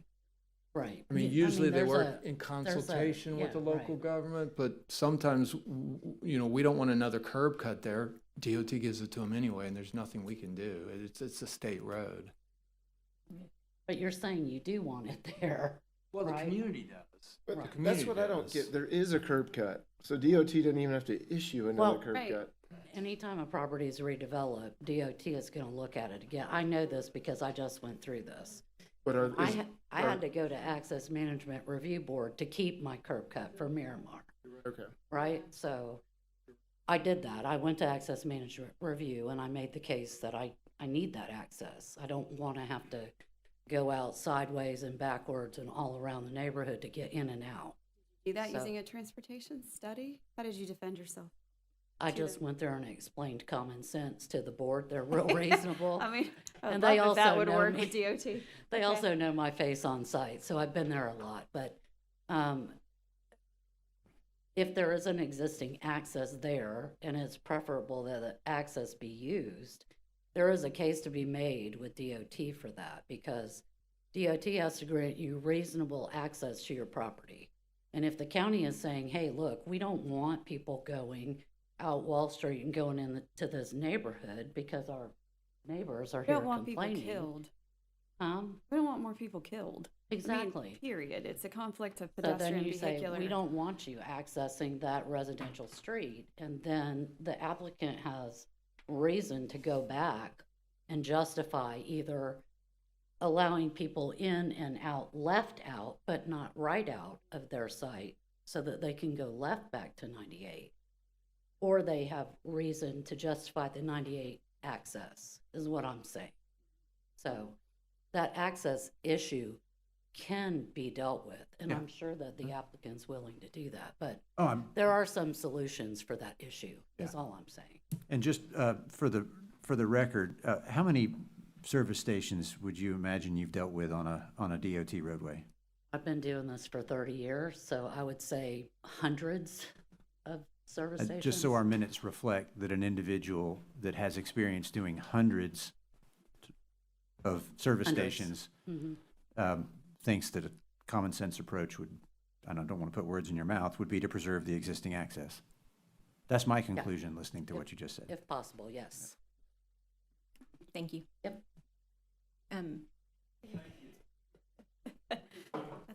I think you guys need our business card. Before we, take a vote or do any motions or anything, can we take a few minute break? Is that okay with everybody? That'd be great. Okay, so we're gonna take a couple of minutes break and come back, 5 minutes maybe? Is that, all right, thank you.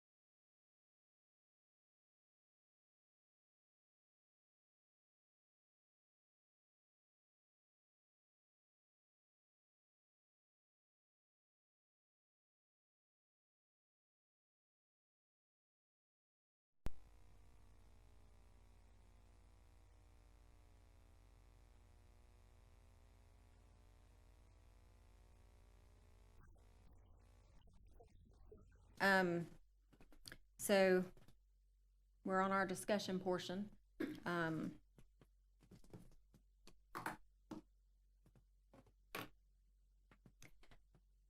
I have different issues with the site plan.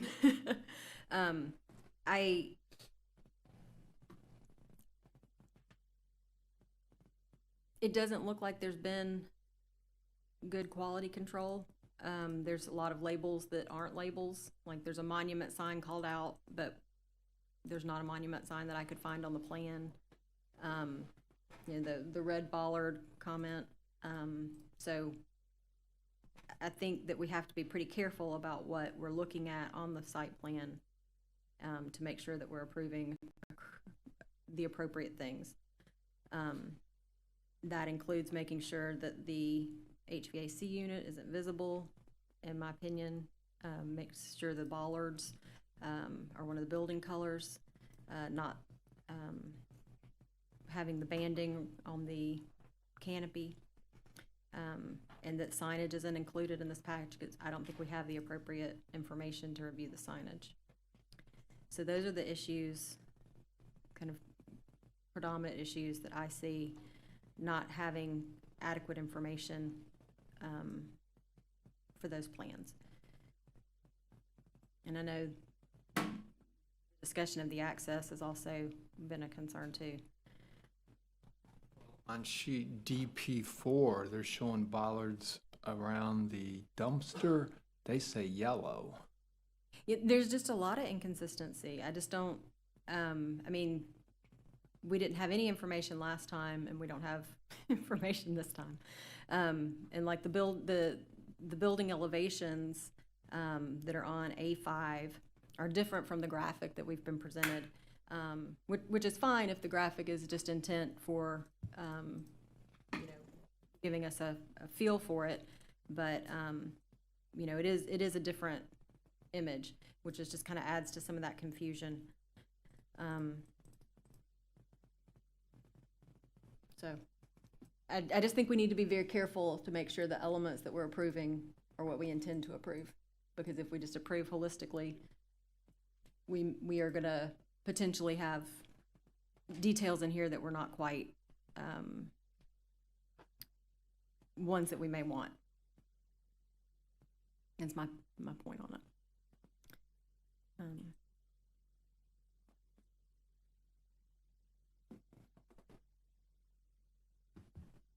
Any other? Yeah, I'll just say one other thing on this. From the site plan layout perspective and the pedestrian vehicular conflict, I'm with David with the South Wall Street there and with the community as well, in my opinions, that is a dangerous intersection and should not be constructed. If there's any way possible for DOT to be consulted regarding what Public Works thinks may or may not work with that intersection at 98, I feel like that should be your entrance and exit. And I feel like for safety's sake, for the surrounding community as well as anyone else that uses that South Wall Street area, I mean, it is very congested with people walking, that we could possibly eliminate that entrance and exit. That would be my opinion. Obviously, if there's a way to use the access through shades, that would be fantastic.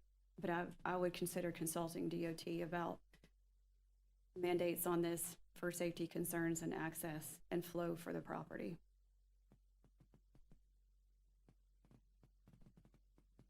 My suggestion would be for them to meet with Public Works, which they have not done. Oh, that's new information. Thank you. Yes, please. When this whole discussion came up, that was my first thought, is I think these guys should set up a meeting, sit down with Public Works and discuss if there's a remedy to this. And then if necessary, then by all means go to DOT. It's a state road, they control it. But I think I would start with actually sitting down with Public Works, find out what their perspective is, and if there's any way that we can resolve this issue. And if the answer is no, then I don't think we've heard Public Works justification on that entrance. Correct. And as far as the building goes, the building's fine. You have some color issues to work, some clearing up of keys in your thing that we'd like to see corrected. But the building's fine, but the community has spoken very strongly that they don't want the traffic there. I think everyone on this board has said we don't want traffic being directed down Wall Street. I would urge you to go to, but, and this is a question for Tim, if we're urging you to do that, do we continue this? Is that how we deal with this as a board tonight? I think the answer is yes. You Yeah, continue we're it. the last vote on this, so. Okay. Yes, this is the only remaining She said, no, it's getting late. issue on this project. Once you I was guys gonna approve say. it, it's done. It's approved. We'll issue the development order. So And- yeah, I think you should continue it, give them an opportunity to meet with Public Works and/or DOT. Great. I'm just going to restate that I feel badly is the simplest way to put it, that we're catching all these different parties in this crossfire, but I just think there's a better solution out there, and unfortunately, the process doesn't produce an easy answer sometimes, so, but I want to add one other thought. If there's, I'm very hopeful that DOT, you'll find somebody at DOT and common sense will prevail. If for some reason that doesn't happen, what is within the power of Walton County would be to reconfigure the end of Wall Street to come up with a solution that solves both problems, that gets traffic out of the gas station, which is an amenity to our community. It gets that out safely without this oddball configuration of a right in, right out on Wall Street. A right in, right out on 98 makes perfect sense to me. A right in, right out on Wall Street makes no sense to me. So I think there would be a way to redesign the end of Wall Street to solve that problem. So, thank you. Any other comments before we take action? What- Want to propose I something? make a motion that we continue Okay. this project to the November 6th Design Review Board meeting. A second. Motion and a second, all in favor? Aye. Aye. Motion passes. Thank you. Item 7, Tim. Circle K, 393 and 98. This is a minor development order submitted by MDM Services requesting approval to construct a 5,200 square foot gas station, convenience store, a single-family home, a recreational trail, and associated infrastructure on 10.07 acres with a future land use of mixed use and a zoning of village mixed use. Properties located in District 5 at the southeast corner of 393 and 98. So this is VMU over 3 acres, so they have to have a recreational component and they have to have a residential component. So they're gonna have a full-time security person, I believe, is gonna live in this single-family home. So they're doing a trail around the retention pond. They're on the south side. They're gonna light it. They're gonna put picnic tables, benches, trash cans, so you can utilize it at night. You can utilize it during the day. So that's the recreational component. With that, I'd like to enter the staff report into the record, please. All right, so noted. And I'll entertain any questions, or I'll turn it over to the applicant. Any questions of Tim? All right, thank you, Tim. Would our applicant care to? come up?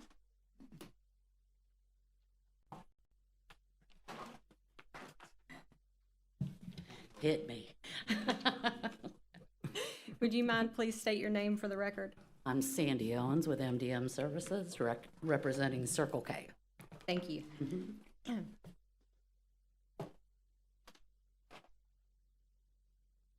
My screen rolled back on me, so give me just 1 second. I'm so sorry. Okay. There is a structure right at the gate for the single-family residence. Do you know what that is? A structure? Just south. Okay, that's a stormwater filtration system Oh, contact. gotcha. Okay, I It's couldn't not- find it. yeah. I couldn't find it labeled, and I wasn't sure what we were looking at It's in there. the drainage plan. Okay. It shows up, yeah, page 23. It shows on the drainage, yeah. There we go. It's actually called out on the site plan, but it's in the pond, so it's hard to read it. Ah. Perfect.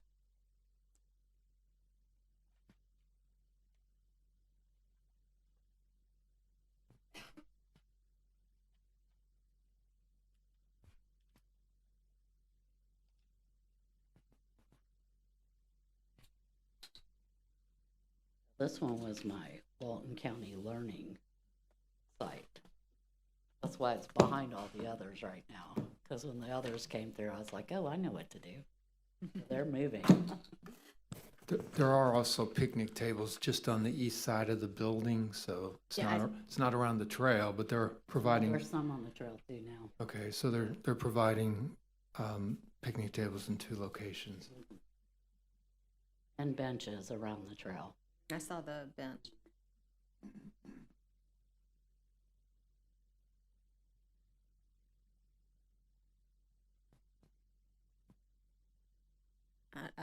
I didn't really have any concerns layout wise or landscape plan wise on this one at all.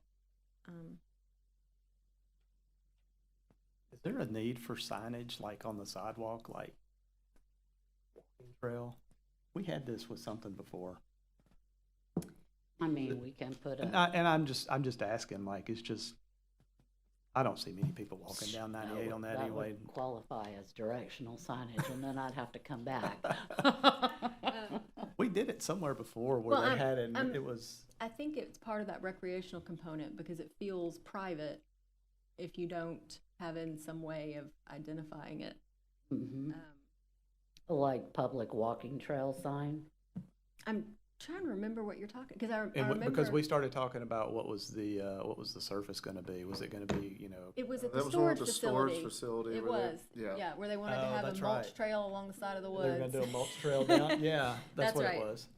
And that never got, well, it hasn't been built yet. It was but- Fayard Phase 2. No, they're not going to build it. Apparently, it was too expensive, but yeah, it was Fayard Phase 2. Well, especially We when we do. had them make it asphalt, so. Have connectivity from 98 all the way back to the trail, so maybe some sign might be useful. I mean, and I don't know if it's necessary. I'm not saying it is. It just don't know how much it'll get used. They but- eliminated directional signage on this site, so they wouldn't have to do a master sign plan. You asked earlier about changes to the code. We spent 2 years working on changes that we were hoping to And have then the updated. Senate bill went And the through and Senate bill went through. foiled you. Right before we Yeah. were gonna have it sent through the system, which would have allowed directional signage as one of your, we gave parameters to it and. That would have and- been Yeah, nice. it would have been nice. There were a lot of things that would have been nice on that, so. What color are your bollards? Well, they're red in those elevations, but they won't be. They're not gonna be red. This is literally gonna be the exact same building, situation that we have over at Miramar Beach. Those tables that are near the store will be gray, but the tables down by the, trail will be green. Okay, well, I only saw the ones labeled as green, which I was also okay with the green. It's I better like than the bright- green, Yeah, for the trail. Yeah, And it's the better than the benches are bright also red, green, so. yeah. Mhm. Yeah, I didn't. So by the store, gray bollards, gray tables, by the trail, green tables and green benches, I think trash that's cans. perfectly fine. I didn't have any concerns with this I one. put a lot of thought into this one. You've had a little bit of learning curve, haven't you? Yes, I have. All right. Any other questions of our applicant? All right, thank you. Thank you. And although we don't have any guests, is there anyone from the audience that would like to speak on this one? All right, and seeing no one. Any discussion on this one, you guys? Just a real, probably minor. The cross-access easement, is it big enough for two-way traffic? It's 24 by, Okay, yep, great. yeah. Yep. Mhm.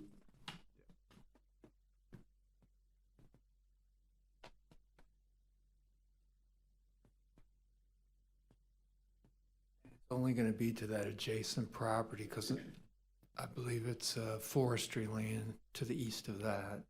So we are making them do it to that one property, but east of that is state lands.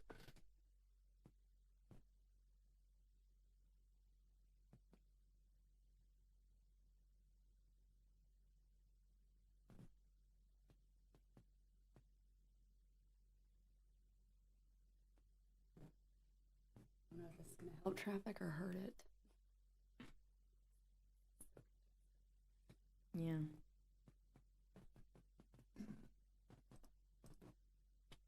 Gas stations typically don't create a lot of new trips. They're typically pass by trips, because you're on your way to work, you stop and get gas, or on your way home, you may stop and, get some convenient items. It's just the proximity to the light. That's all Yeah, it is. well, It's just it's, light I that- mean, that's a it's very just- congested it's- intersection People have to wait to anyway. turn out because the light's gonna turn and then they'll sit and then they'll go. Yeah. But, Well, yeah, It will cause We some are putting problems in a there, decel lane yes, too, I so saw that's that. gonna help Yeah. a lot. but they don't create a lot of new trips on the road. No, it's just ingress, egress, that's all. Well, it's the stopping that holds everything up. Up at TRC, the county, I don't think it's gonna be until next year, they're gonna put a right turn lane on 393. They're putting a right turn lane on 98. We're also paying $290,000 to put a turn lane on 390. Your mobility fee It's our fair share. or fair share. Well, Yeah, got it. actually, 259,000. their Senate Bill yeah, 180 put the kibosh Yeah. on the mobility fee. We're refunding $1.3 million that we've collected. Not on Proportionate fair share is different, but Oh, if there that's- was, okay. if there was Yeah. a mobility fee, that's gonna go away. Okay. But proportionate fair share was adopted before Senate Gotcha. Bill 180. This one started with a different engineering firm when it came in under application, and then we took it over, and then I hit my learning curve, and here we are. Any other questions? Thank you. Yep. All right. Anyone want to motion if we don't have any other discussion? Yeah. You had brought it up in our other store, the height of our monument. Here, the road, they do have grading. The road's at 18, signs down about 15. Mhm. So I don't have a problem on 98. Yeah, I don't have a problem there. I wanted to know, I can't find the grade change off of 393 because there's one there too. I didn't study that one. Okay. I didn't look at that one. I was saying I wasn't going to ask for you to lower the monument on 98 because there is grade change and it's all the information's there. There's grade change on both of them, I do believe, but. Okay. So the one on 393 is gonna be the 393 scenic corridor requirements. We're doing this like we did CEFCO. You guys approved a sign on 98. Yep. But because 393 is part of the 38 scenic corridor, they got another sign on 393, but under the 30A regulations. Right. So that's the same here. So their sign on 98 will be the 98 scenic requirements. The one on 30A would be the 30A requirements. Thank you for clarifying that. We're not approving signage tonight. We are? We are because they don't have a master. Okay, so they don't, okay, gotcha, all right. And it's pretty much the same exact signage we saw in the previous. So. Mhm. Okay. Anybody want to care to make a motion? I'll make a motion to approve as presented. Note the ballers, even though she said they're going to do it. I Or would- are they still notated as red? Yeah. She Well, said the- she'll the- change The it. rendering is showing them as red, but it would be helpful to go ahead and Yes. note it. Okay. I guess not as presented. I'll make a motion to approve under the terms that the bollards are not red and they are painted in the same gray tone as the building or matching thereof. Anything else? No, that's my note. Second. Yep. Motion a second, all in favor? Aye. Motion passes. And motion to adjourn. So moved. All right. Thank you, guys. I'm so sorry we're late tonight, but appreciate the discussion. Whenever we have those big master plans, that always happens. They don't like us with the Inlet Beach thing, but. I just wish we had learned within the first 5 minutes that they hadn't even talked to public. That would have been nice. I know. That would have had to We have the should leave- discussion. just David leave didn't with even have that. the discussion then. Leave with that. He just- Leave with it. We wouldn't have to beat a dead horse. We haven't talked to Public Works, we will. I think they hired a new engineer. Like, come on, guys.